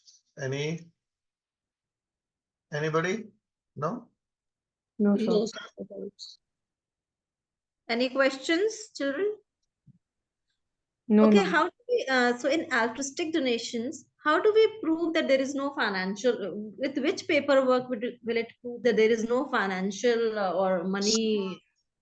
Basically, the financial transactions, what the court has said, and interpretation is that probably you want to look at their bank statements, you want to look at their income tax returns. Those are the financial documents we can look at it. But more importantly is, Dr. Archana, is about their relationship built over the period of time. How do we prove that? Which paper would it prove as a friend or a... Say, I'll give you an example. I assisted in this one particular case where the mother was an adopted mother of the son, and her kidney was fit for the son, and they were so she was a stepmother, and obviously it was a non-related, and the authorization committee refused it. So when this case came to us, we basically built up the whole case based on their 14 years they lived together. That they were basically living in the same house, they've done the The child was only 6 years old when she came in. Now she's 20 years old. The relationship all is developed, and the documents, pictures, photos, all the names are there, where they've gone for a holiday together, where they've done the things together. When we showed all these 14 years of the relationship together, it worked.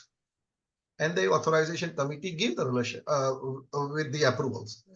So what about friendship? What about friendship? Just friends? Friends can happen if we can show this kind of a relationship, that they were friends, they've known each other for such a long period of time. I want to give it my friends, and so and so forth. It can happen. So like, I give you an example.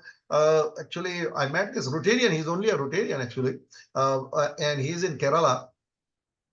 Very wealthy Rotarian, and he thought one day that all these transplants are happening in Kerala. I should donate my kidney. So he donated his kidney to his one of his employee, and obviously it went to the scrutiny that why he wanted to do it. So he said, look, I'm already 64 years old. At that time he was 64. Now he's 73 or 74 years old. I said, look, my life is now very limited. My both organs are working. Whatever my life is left for a few years, I can survive on a one kidney, and I don't care even if I die. And that's why I have done it. So he says, what is the commercial transaction?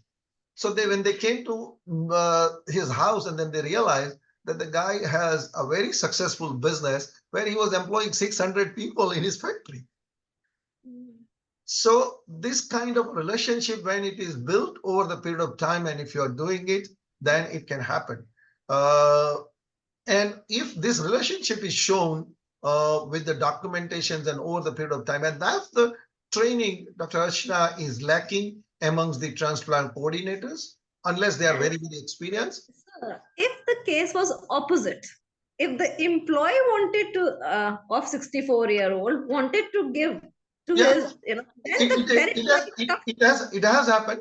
It has happened that the driver was with the Malik for a long period of time, and he was taking care of the family and everything. And when he saw that his boss is suffering from a kidney, and he decided to give a kidney without taking any money or anything, the authorization committee has given a permission. So it has given a permission, provided you have a proper documentation. You can't just show up that, okay, even in the latest case also, there was no long relationship. But what the judge saw, that particular girl, 30 years old she's right now, that in that 20-year boy who wanted the kidney, he saw his brother in that boy. That I could not save my brother, and that's why he wanted to do it. And both were coming from a very poor backgrounds, economically very struggling situations. And in that case, he said it makes sense. They've made a statement. There is nothing to show that one family can give a money to them. So as an authorization committee, you cannot suspect that whatever you say, I suspect that there is a commercial transaction. Can you say that, okay, you said that you are not murder somebody, but we don't have a proof, but I suspect that you have committed a murder, and that's why I'm going to hang you. Similar things here, that the court said in the judgment. It's very nice judgment, Dr. Archana. I urge you to read it. It's there on my website as well, and I put it as well. Very nicely done, very nicely put it up, that how the judge has analyzed the case and made a decision.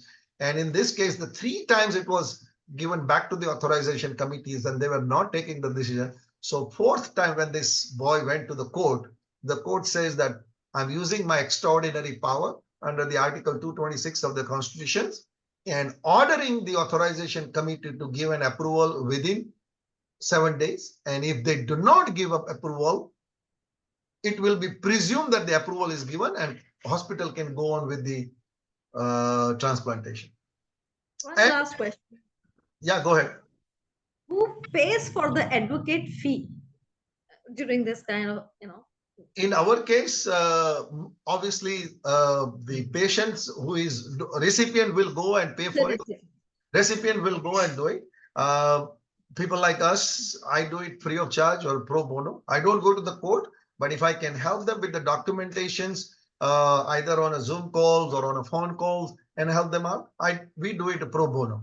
But yes, yeah, if you go to the High Court or Supreme Court, you need to pay for it. Also, you will always find a lawyer. When they see this kind of situations, they will be very sympathetic to you. Even the judges are very sympathetic. Those cases which are there on our website, if you read those judgments, particularly there's one judgment was delivered in Patna High Court, where the judge had tears in his eyes while he was drafting the judgment, because he had to give a permission for the live transplants, and the authorities were not allowing to give a permission, and he did it. So knowing this law is very, very important for all the exercise and what we do equally. Medically, the doctors are doing wonderful work. There's no doubt about it. Medical science has reached, but the law is also taking care of it. Whatever we have it right now, we have to work within that boundary and basically bring more reforms and more clarifications and so on and so forth. So anyway, thank you very much. Thank you for your time. And everybody, if you have any time, I'll be more than happy to look at it. So if you have any query, you can just pen down and share us on WhatsApp or on the chat box. We will get back you with the correct information from sir. Thank you so much, sir. Thank you.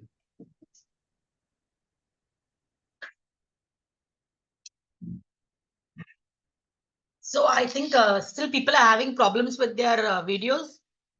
Yes, ma'am. Okay. I'm going to make everybody a host now, co-host. So hopefully everybody's videos will start working. Just let me know if anybody has a problem.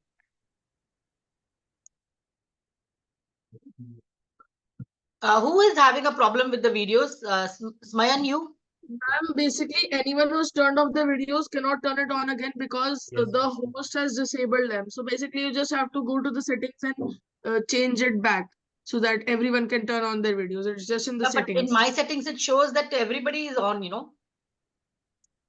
Ma'am, because I just some co-hosts might have changed it. I don't know. Looks like it. Looks like it. So Hemali, even I'm not able to put on my video. Okay. Oh, Sandeep, you only having a problem.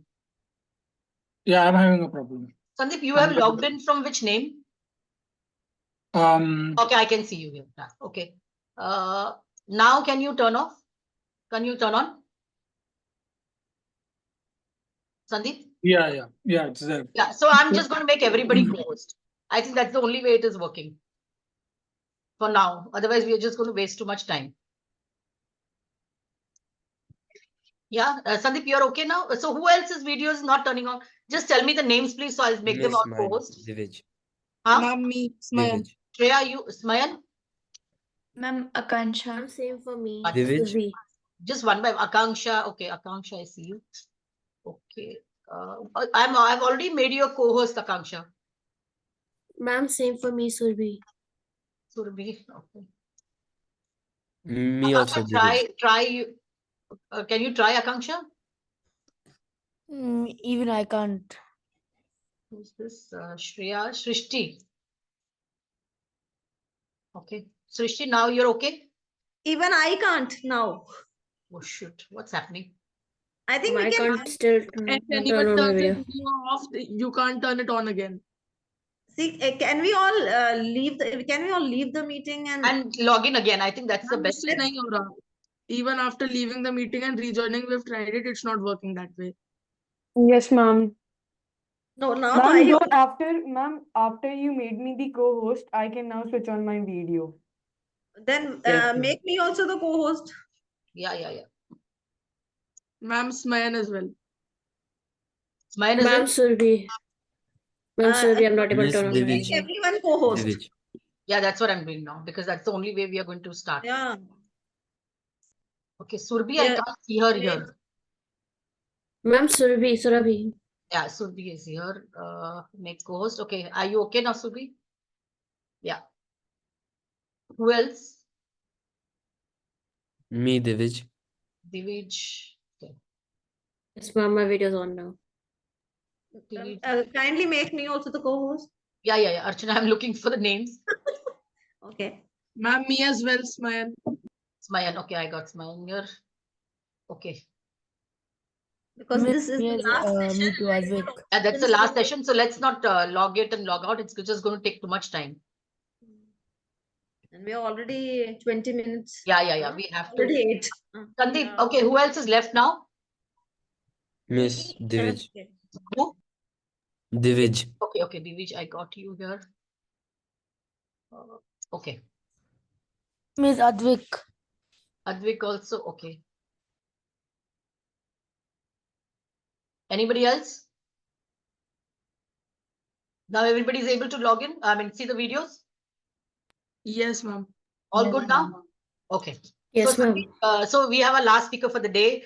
Sandeep is going to make it very easy for you guys. I know you guys are all tired listening to too much information overload, laws and heart and liver and kidney and all that. So let's make it a fun, because we have heard about organ donation, transplantation, laws, what goes into it, what goes out of it. Now we will hear about somebody who has actually gone through an organ transplantation. And what is his experience? He's just going to be it's going to be an interactive talk. I've told him to keep it very interactive. You can interrupt him, ask him questions, because he is going to give you his real life experience. So Sandeep is a member of our club. He is a kidney recipient. His sister was his donor. So he's going to tell us what he went through before the transplantation, how the decision was made by his sister to donate a kidney to him, and how is his life after transplantation. He is IIM Lucknow, right, Sandeep? Yeah, so he's done his master's from IIM Lucknow. And Sandeep, let's make it interactive, because the kids are a little tired and it's stretched on a little bit. So let's keep it more like a question answer and, like a little bit of fun session where they can ask all the different questions, because I'm sure they have a lot of things in their head when they see a live recipient, and what is the actual things that go into it physically, emotionally, psychologically. Okay, so over to you, Sandeep, making you the co-host. Yeah. Thanks so much, Hemali. So how's the Josh, everyone? Hi, sir. Wonderful. Yes, So sir. I did have a few slides, but I'm just not going to open up. Anyway, the slides are full of pictures and so on. So I might just open up, a few of them. But tell me, what is your understanding? So we're talking about, an organ recipient, right? A kidney transplant recipient, right? So here, I was one who received a kidney, did a transplant surgery about close to 3 years ago. Next month, in fact, I will be completing 3 years. And it was a kidney, as I said, it was a kidney transplant surgery. So first of all, tell me, what is your understanding of a kidney? Even before we talk about a transplant, we need to understand, what, how do organs fail? And typically, how does a kidney fail? I just want to help you understand that that part a bit. But before that, what's your idea of what a kidney is? What does it do? Anyone? Guys, we just learned that in our first session. Anybody, just one reason why a kidney might fail. Or what is the basic functionality of a kidney? Diabetes. Diabetes, yes. The Right. number one cause in India. High blood pressure, diabetes. Excess. These are excess, sorry? No, I confused the points for liver and kidney. So Okay, my no problem. bad. Yeah, no problem. So diabetes, hypertension, and certain autoimmune diseases. These are all the causes of kidney failure. Basically, what a kidney does is it's a filtering organ, right, in the body. So the body filters daily for an adult. The body filters about 200 liters of blood every day. Basically, the kidneys do that filtering of about 200 liters, 180 to 200 liters of blood every day. From the 200 liters that is filtered, finally, it's about 1.5 to 2 liters of waste matter that goes out of the body as urine. Right, so that is what the efficiency of the kidney is, reduces from 200 to 200 liters to 2 liters. So that's a huge efficiency. So that's one of the key vital organs in the body that helps you achieve a lot of things, not just filtering the waste products out of the body. It also helps you maintain electrolyte balance. So as you know, sodium, magnesium, potassium, etc. These are all electrolytes in the body, right? Sandeep, sorry to disturb you, but they have done all this in the first session. So let's just talk about your story. I think we'll just come back to your story. Okay. So, so my story started with so my cause of my organ failure or kidney failure was a condition as an autoimmune condition called IgA nephropathy, where basically, the immune cells of the body, they attack each other, and over a period of time, they erode the filters of the kidney. And that over a period of time damages the nephrons, which is basically the tiny filters in the kidney. And progressively over stage 1, stage 2, stage 3, stage 4, stage 5, the disease occurred. So mine was discovered at around stage 4, by when I had about 80-85% of my capacity of my kidneys that were lost. And with that, that leads to a lot of side effects. At the end of the day, how does a patient feel? When the organ starts failing. So over a period of time, the patient would start feeling there is low hemoglobin, and that happens progressively over a period of time, which causes a lot of chills and a lot of fatigue in the body. So you're not able to sit and concentrate and work. You're not even able to have. Sometimes you're not even able to have this conversation like this. What we're talking for the last 5 minutes.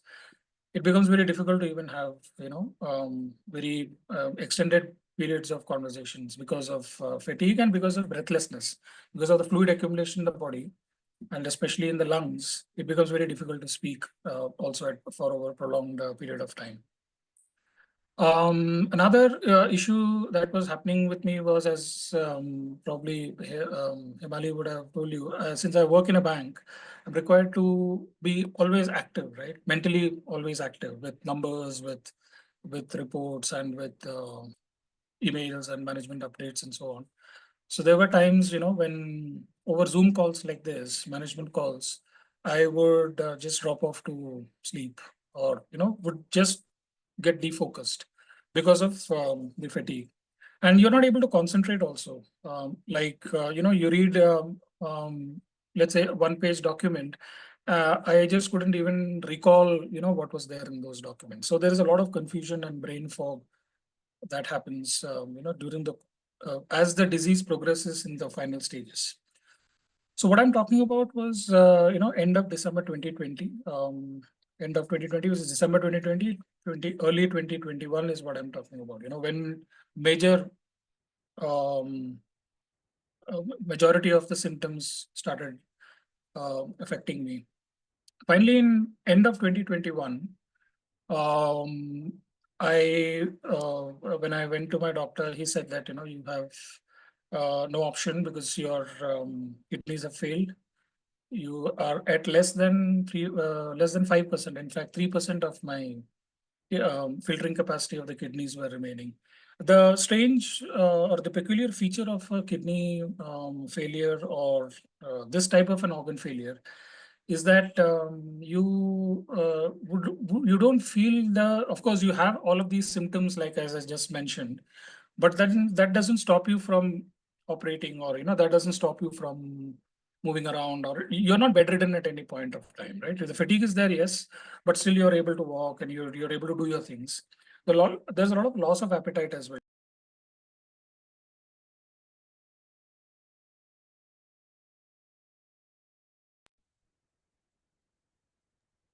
Can you hear me? Yes, sir. Yes, sir. Okay. So momentarily, I think I've gone on mute.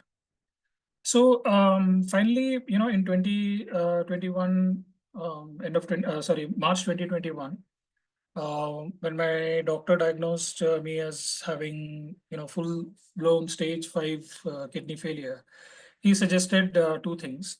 One is, if you have a donor, immediately you could go for a transplant, or the only option for you is to go on a dialysis.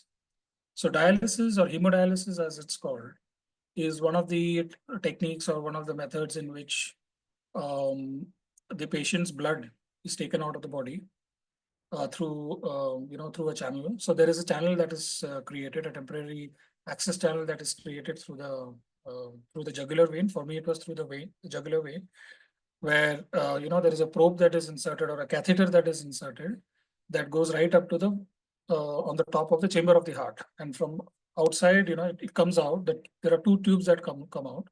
One tube is for removing the blood and passing it through a dialysis machine. The purified blood then that comes back into the body through the other channel. So dialysis was the only option, and at that point of time, because there was no immediate donor who was available to do a transplant surgery. So I went on to transplant into dialysis end of March 2021. Of course, the initial 2 weeks were very difficult, because you feel you have some sort of relief, when initially you start dialysis, because a lot of the symptoms that I talked about, the initial first 2-3 weeks, the symptoms will start decreasing. Your appetite comes back. You start feeling more active again. Those phases of fatigue during the day, that reduces quite a bit. Also, your sleep patterns get normalized to a great extent. So when you're undergoing, when you have chronic kidney disease or end-stage kidney disease, one of the issues is the lack of sleep during the night. You almost like stay awake almost the entire night in the bed, hoping that you will fall asleep. But then it's in the morning, typically when the sleep cycle starts kicking in. And that's why, during the day, you feel a lot of fatigue and all the other mental, issues that I talked about.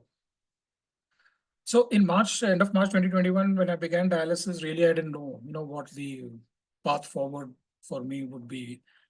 So dialysis started in 2 weeks. I was stabilized, and it just became part of my normal life. Right. So for patients on dialysis, it's typically a 4.5, 5-hour process, where you get hooked onto the machine, and then the filtering happens, and at the end of the cycle, at the end of the 4.5, 5 hours, you're given medications to stabilize your electrolytes, your vitamins, etc. Because as part of dialysis, there is a lot of good nutrients also that goes out of the body. It's not just the toxic material that goes out of the body. So you're given those injections at the end of the dialysis sessions, and then you go back home. So in my case, since I was a working professional, and so do many working professionals, what they do is they will do dialysis in the evening, which is after finishing their work. There are some whom I know, who start their working day early, like 7 in the morning, finish off by 2 o'clock, 3 o'clock, and then go for their dialysis. So in my case, those were the COVID days, right? So we had work from home during those days. So I used to do my work in the morning, like get logged in from home, do my work, and by 7 log out and go and do my dialysis session. So as the days progressed, as the weeks and months progressed, the severity or the complications associated with dialysis then started kicking in.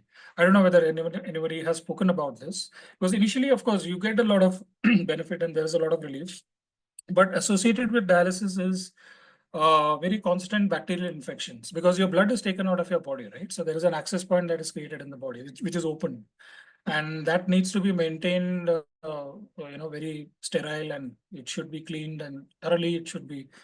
It should be maintained. Even we have to be very careful even while taking bath, because that should not be wet. That area should not be wet, and so on. And of course, during COVID is when I was doing my dialysis, right? So you're always subject to infections, and in any case, your immunity is low, so you are subject to a lot of infections, both viral infections and bacterial infections.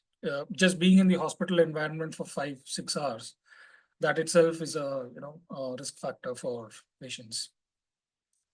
So meanwhile, as this was going on, of course, since the doctor had initially proposed or asked us if we have a donor, so it was my wife who came forward, my mother came forward, but then they were of a different blood group, and I'm sure in previous sessions that would have been covered, the different criteria for a donor to be who might be the most suitable one for a transplant, right? So they were of a different blood group, and obviously that they were not of, although technically blood relatives are not of the first choice. So then my sister, who lives in New Zealand, she has the same blood group, and she initially wanted to get some information on how this whole process will work. Like all of you, all of us here, our knowledge levels at that point of time, before a transplant, was nearly zero. Of course, because of my condition, because I was going through my dialysis, I was reading up a bit, and we had some idea of how transplant works, but we had absolutely no clue, going forward how this will play out. So my sister initially, she had a video call with my nephrologist in Bangalore, and he explained her the process of how this works, and what precautions she should take care of, and so on. So he asked her to initially do a blood test there in New Zealand. And based on that report, we had the consultations, and locally here in Bangalore, they also looked at the reports, and it seemed like, she could be a potential candidate. But then the issue was that since lockdown happened and there was no travel, most of the international borders were closed, right? And especially New Zealand had gone on a lockdown for more than 6 months. And they were like completely shut. There was no flights going in or out of any of the airports in New Zealand for a very long period of time. And even then, they were only allowing certain flights, from Singapore and Australia to to operate, basically. Finally, in December 2021, so which was like 7-8 months into my dialysis, 7 months into my dialysis, is when New Zealand borders opened. The flight started operating, and the very first week that the flights had opened, she traveled to Bangalore. She traveled to Bangalore and she got herself tested. And for her also, it was a difficult period because she is also a working professional, and she had hardly any leaves left during that year. So she used to work during the days of morning, as you know, morning time. New Zealand is like 6 hours ahead of us, right? 6.5 hours ahead of us. So so she had to do her consultations with the doctor. She had to do. There's a lot of medical tests that the donor has to undergo, both the recipient and the donor have to undergo. So she would also sort of work in the morning during New Zealand time, and at 10 in the morning, both of us will go to the hospital. We'll get our tests done, and it's not just 1 or 2 tests. It's like a whole battery of tests. Everything is checked, right, from your heart. Especially for women, it's also the gynec tests that are also important. So she did all of that. So that went on, for a period of about a month, and then as Prashant sir was saying, a lot of legal documentation also that needs to be covered. Now, the issue is that, when the donor is from a different state at that time, if the donor was from a different state, you would have, a lot of paperwork to be done.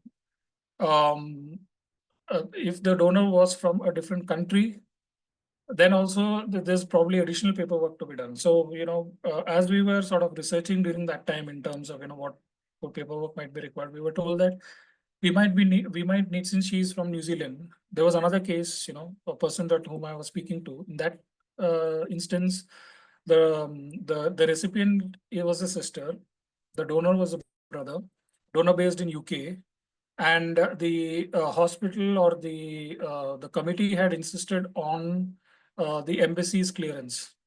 So the UK embassy had to clear the case. And this was, I think, a person who was a citizen or a permanent resident there.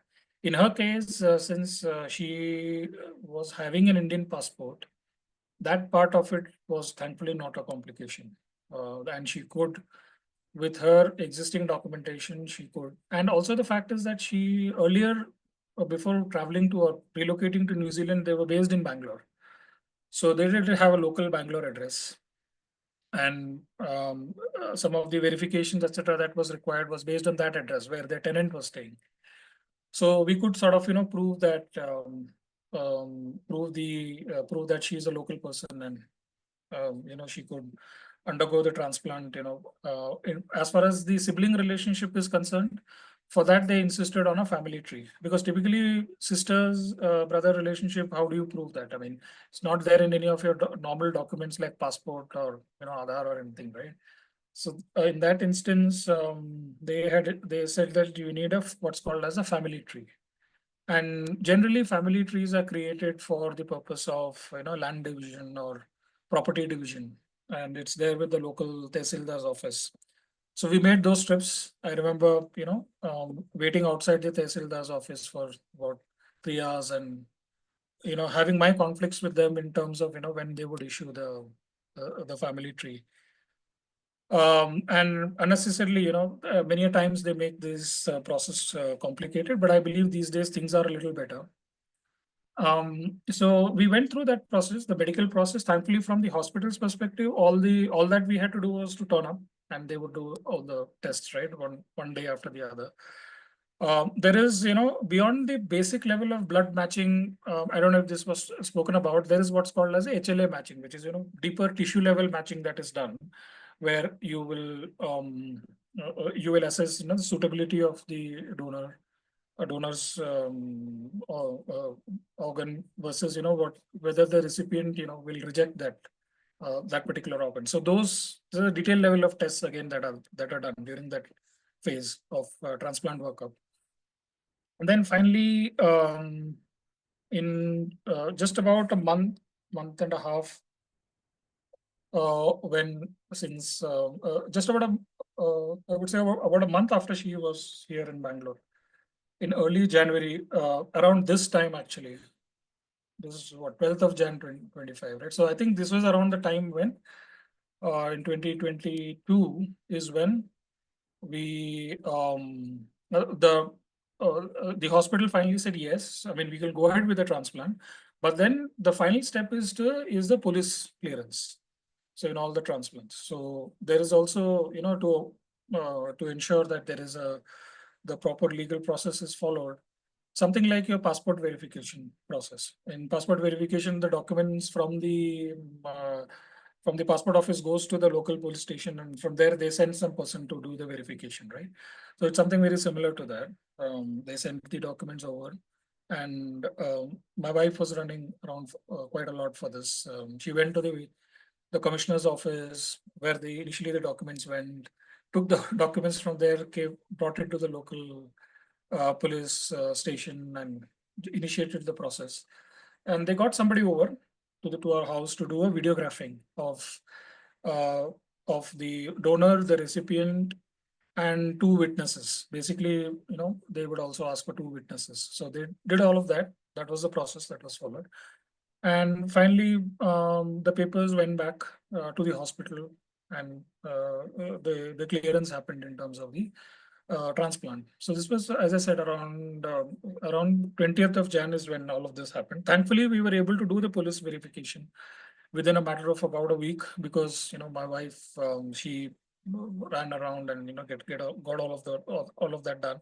You've heard of cases where the police verification can take long, and there are 3. It could easily be anywhere between 1 month to 3 months, or sometimes even 6 months is what I've heard in some instances. But thankfully, within about a week, 10 days time, we were able to get that sorted. And then finally, the hospital's authorization committee, they sat and gave the final clearance for the transplant around end of January. And by 7th of February is when the transplant was done. The miraculous thing about a transplant is that, when, and obviously during a transplant, what happens is they decide on which kidney to take, which from the donor. So donor obviously has 2 kidneys, right? So there are certain tests and scans that are done, and finally the doctors will assess and determine which particular kidney to extract, and that is extracted and finally operated. Both the organ donor and the recipient, they enter the hospital room together. Okay, and simultaneously the operations are done on both. And in about a matter of I think 4 to 6 hours, I was back in the room, in the ICU, that is, after the transplant. And the interesting part is that immediately after the surgery is over, the very same day evening, when they took a measurement of how much is the fluid output basically of the process. From, as I said, mine was around 5%. My overall fluid output was 5% of what it should be. It rose to 15%. Then the next day it rose to 24%. And within about the 3rd day, it went up to 50%. So 50% is almost the maximum that you can get, right? Because you're on 1 kidney, single kidney. So that's the great thing about a transplant. When you go through a transplant, it's like a second lease of life. All the symptoms that I talked about earlier, in terms of sleep patterns, in terms of fatigue, in terms of appetite, all of that, on a daily basis, you can see the change. Even the color. So I used to be a little darker, during the dialysis phase, because again, because of the toxins accumulation in the body, there's a lot of urea that gets accumulated in the blood, right? So that darkens your face. And literally, after every week, you could see the change in terms of even the color of the skin.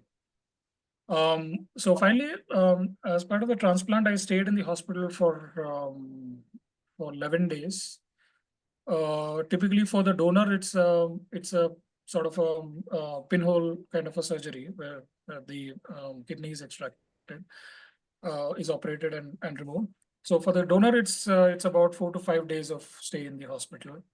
And once she was out, she started recovering. In about 2 weeks. She was, fairly fine. And in about 4 weeks, end of March, is when she went back to New Zealand. She flew back to New Zealand, and it's about 6 weeks after the surgery, she went back to New Zealand. Also, although she could travel earlier, she had some other work to finish during that time. But then she went, and I had a recovery period of totally about 3 months, where I had to taken time off from work, and then came back to like an almost normal person. The only thing to watch out for is, as part of the recovery and, life post-transplant, is that you're given a lot of immunosuppressants. So there are chances that, the new organ that comes into the body, that can get rejected at any point of time in life. So even if it is from your nearest blood relative, and sometimes even, twins, when one twin gives it to the other, you will still need a lot of immunosuppression. So I was on immunosuppression, or currently I'm on immunosuppression for a prolonged period of time. And frequency of so consultations. So post your transplant, you have consultations, starting with once a few times every week, then once every 2 weeks, once every month, and gradually tapering that down to now I have once in every 2 to 3 months that I have to show my reports to my doctor. Sandeep, So that in a nutshell is sort of my journey. Sandeep, sorry, can we just open the floor for questions? Because the kids have exams tomorrow. That's what they have been messaging me. Okay. So yeah, so let's keep the now the questions, let them ask questions, and let's keep it more interactive. Kids, we have about I'm 5 done with mine. because, I have the Deepa's video also, which I can play, but let's we can go share ahead. it in we can share it in the group. They have a group. Let's share it in the group. Okay. Sovan, you have a question? Go ahead. Dr. Archana, you're speaking on mute. You can share the video with me. They have a WhatsApp group, organ donation Watch it. workshop. I'll just share the video with them. Okay. These children have, few of them have their reports tomorrow morning. Oh, okay. Oh. Yeah. So, but they wanted to attend this workshop. So, I think now parents will also be thinking, "Ki, it's already 8:30. They have to wind Yeah, up." I know. So when, okay, go ahead with your I know question. last year I was in that same phase, so I understand. So Okay. So my doubt was earlier the doctor said when he was talking about kidneys, he said that the donor after the kidney transplant, the donor's one kidney, it grows in its function to capacitate the. Sorry, my yes. light is gone. It Yeah, grows you're right.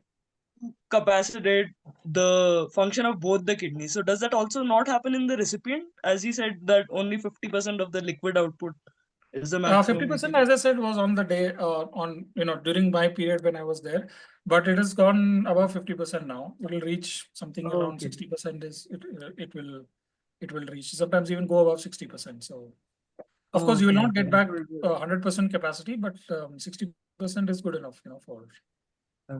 Thank you. For I think, yeah.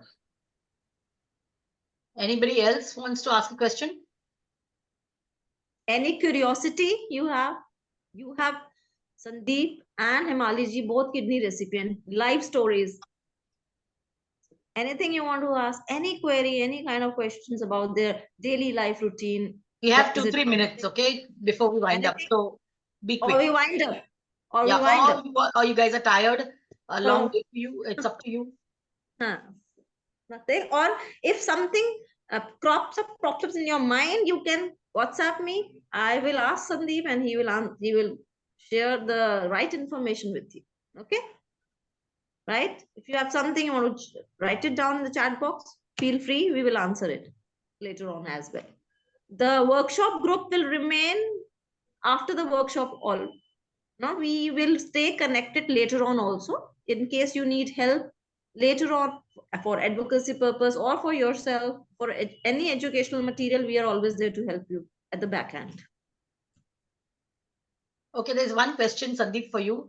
Can you have your favorite meals or do your activities after the transplantation, or are there some restrictions on them?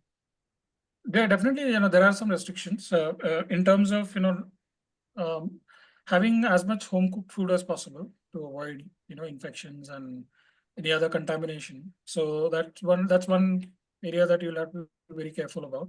Also, in terms of, moving around in public places, wearing a mask all the time and as much as possible. Although, that sometimes, that could be a challenge, especially when you're in the office and so on and so forth. But yeah, more or less, those are the other things. I mean, these are restrictions anyway, or precautions that anyway people have to take, right? In to protect themselves. So nothing special there. But the other thing is also about, since some of the suppression medications also result in weight gain, so you have to be very active during the whole. Be very careful in terms of all the other causes of kidney damage that I spoke about earlier. If you are predisposed to those, diabetes or hypertension or whatever, then you have to be careful with that. So leading an active lifestyle is very important after a transplant, both for the donor and for the recipient. Yeah, so that's in the fact, question. yeah, in fact, one of the things is, I'm just to let you know, I'm part of what's called as the World Transplant Games, which happens once every 2 years. And there is an Indian team which goes once every 2 years to the Transplant Games, and I'm part of that. And next August, or this August 2025, is when we will be going. That's what I was going to mention, Sandeep, that you didn't talk about your transplant games, that now he's participating in games, he's pursuing sports, he does a lot of sporting activities. So he is as active as he can be post-transplant. This will be held in Germany in 2025. Last year it was held in Melbourne, and India won 35 medals. Yeah, in Perth. Yeah. Indian team went. So they lead a more active life than the normal who have not undergone any surgeries. So there's nothing like that. precautions and a healthy lifestyle is must for everyone in general as well. Right? Sandeep, which sport do you play at the Transplant Games? Sorry? What do you yeah, I am part of events? the football team. I'm part of the football team, and actually, Dr. Archana, I think in one of your sessions or one of your meetings, I think you had called Karun, right? Karun Nanda. Yeah, Karan. So, yeah, so Karan is he's the captain of the Indian football team. He's a captain of Indian heart transplant, right? He's a heart transplant. Transplant recipient. Heart recipient. He's a heart recipient. Yeah. Yeah, so I met him like 3 months back, when during the first training camp that we had, and we'll be having another one, another maybe another couple of months time before we leave for the games. Excellent. So football is one, and then otherwise there are a couple of others which not too good at, but okay, yeah. So best wishes for your games. We hope you bring a medal back. And with this, we wrap up today's session, and we call upon Dr. Sudhakar, our president. If he has joined, Hemali, has he joined? He has. Yeah, Dr. Sudhakar, can you just say a few words to our young yeah. brigade? Hi, everybody. This is such a great session and such Your video is on. Dr. Sudhakar, your you video have is the I can't switch it on. They say you have to give me the home. Okay, don't worry. They've got such handsome faces and pretty faces over there, so it doesn't matter. Your enthusiasm has seen this program grow in leaps and bounds from the very first session. And basically, I'm really happy that Archana, Hemali, and Dr. Akila, and all the other doctors have really chipped in and made this program a success. I joined in at the fag end of the session, and your enthusiasm was seen in the way you had grasped the information and were trying to take it further.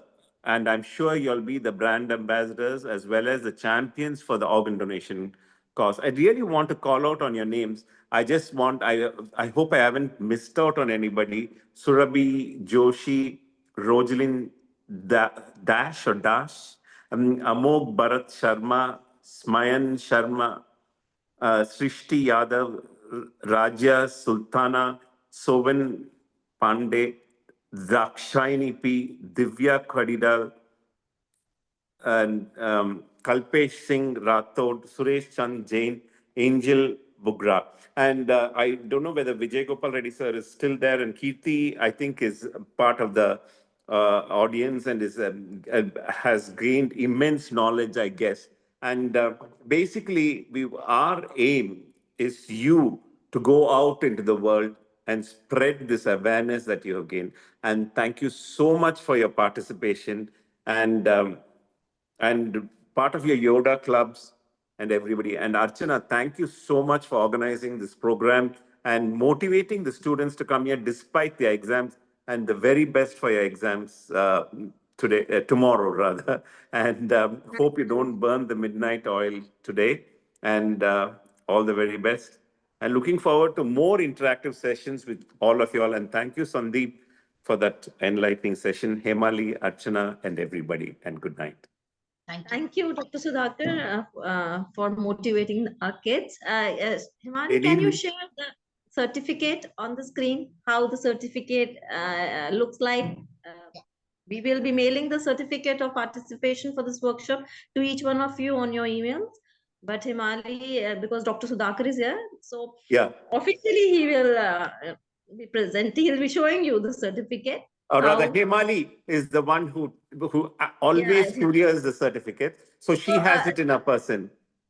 So Dr. Sudhakar is the president of the Rotary Club of Organ Donation, and Hemali ji is the current secretary of the Rotary Club of Organ Donation. If any one of you doesn't know.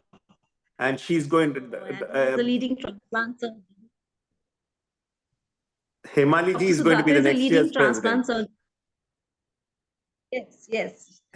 So someday you will get to listen a session with Dr. Sudhakar as well. Yeah, 1 second. Just give me a second. Because I was not prepared for this. So I'm just going. No, if it's difficult, leave it. I thought no, it's not difficult. I'm just screen sharing it. I'm just trying to find where it is. Just give me a second. It just will take me a second. I hope They I will, they will be looking forward for this certificate once they see it. It's so But this- beautifully designed for you guys by Can you Hemali. see And it? no, we see the. No, we haven't. Ma'am, if it's only sharing the window, then it won't be visible. You'll have to share the entire screen for it to be visible. Oh, I'll have to share the entire screen. Okay, 1 second. There you go, the tech guys. Yeah, the tech, I know they are so smart. I think we never reached it yet. I do hope some of you will take up medicine and be the next. Mayank next Sharma victim is of there. transplants. Okay, can you see it? Yes, we can. Yeah. So, do you like the style? Do you like the designing? Yes, And do you ma'am. like what's said? Yes, so now ma'am. you're officially Yes, ma'am. recognized as a Yoda tribe member.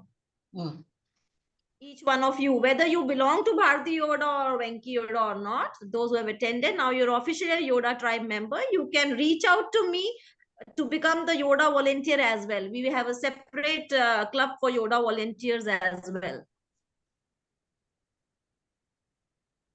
So happy? You will be also getting a manual, like I said, about a 25-page manual, which will have all the information about the basics of organ donation, which you can refer to anytime. The certificate and the manual will be emailed to you individually by tomorrow. Okay, and it will also have a QR code which you can scan to pledge your organs, or you can ask people to scan that to pledge their organs. You guys, most of you are below 18, so can't do that. But you can ask anybody who is an adult to scan. And you also have a QR code which is developed in 9 different Indian languages, which you can scan to get information about organ donation on your mobile phone. So you can WhatsApp that QR code to your WhatsApp groups, your friends groups. So indirectly, this is also a way to reaching out to people without actually moving out of your house. Okay, this is the first step, or the least you can do is to share that QR code to your WhatsApp friends group. They'll be curious to know actually what is this, and they will definitely scan it once. Okay, and that most will be your importantly, first step. Please post your feedbacks in the group. So Dr. Archana will know what you want, and be very honest. You don't have to keep flattering us. If you feel something was lacking, something was not covered properly, please mention it so we can improve this thing for you guys the next time we do the session. And I will like each one of you to have a picture clicked with the certificate and post it on your social media as well, and give us also. We will share it on our social media page as well, as you are our proud Yoda tribe members. So we will really feel happy and proud to post your pictures on our website and our social media platforms as well. So Hemali, should we wind up? Yes, I think all the best, kids, for your exams. Thank you all for coming, being so patient, attending, and I hope you have learned something out of this. Bye-bye. Thank you. Bye, ma'am. Thank you, ma'am. Thank you. All the best. All the best. Thank you, sir. Thank you, sir. Thank you, ma'am. Papers well. Please do your Sir, papers thank well. you, ma'am. Bye. Bye Good bye. night.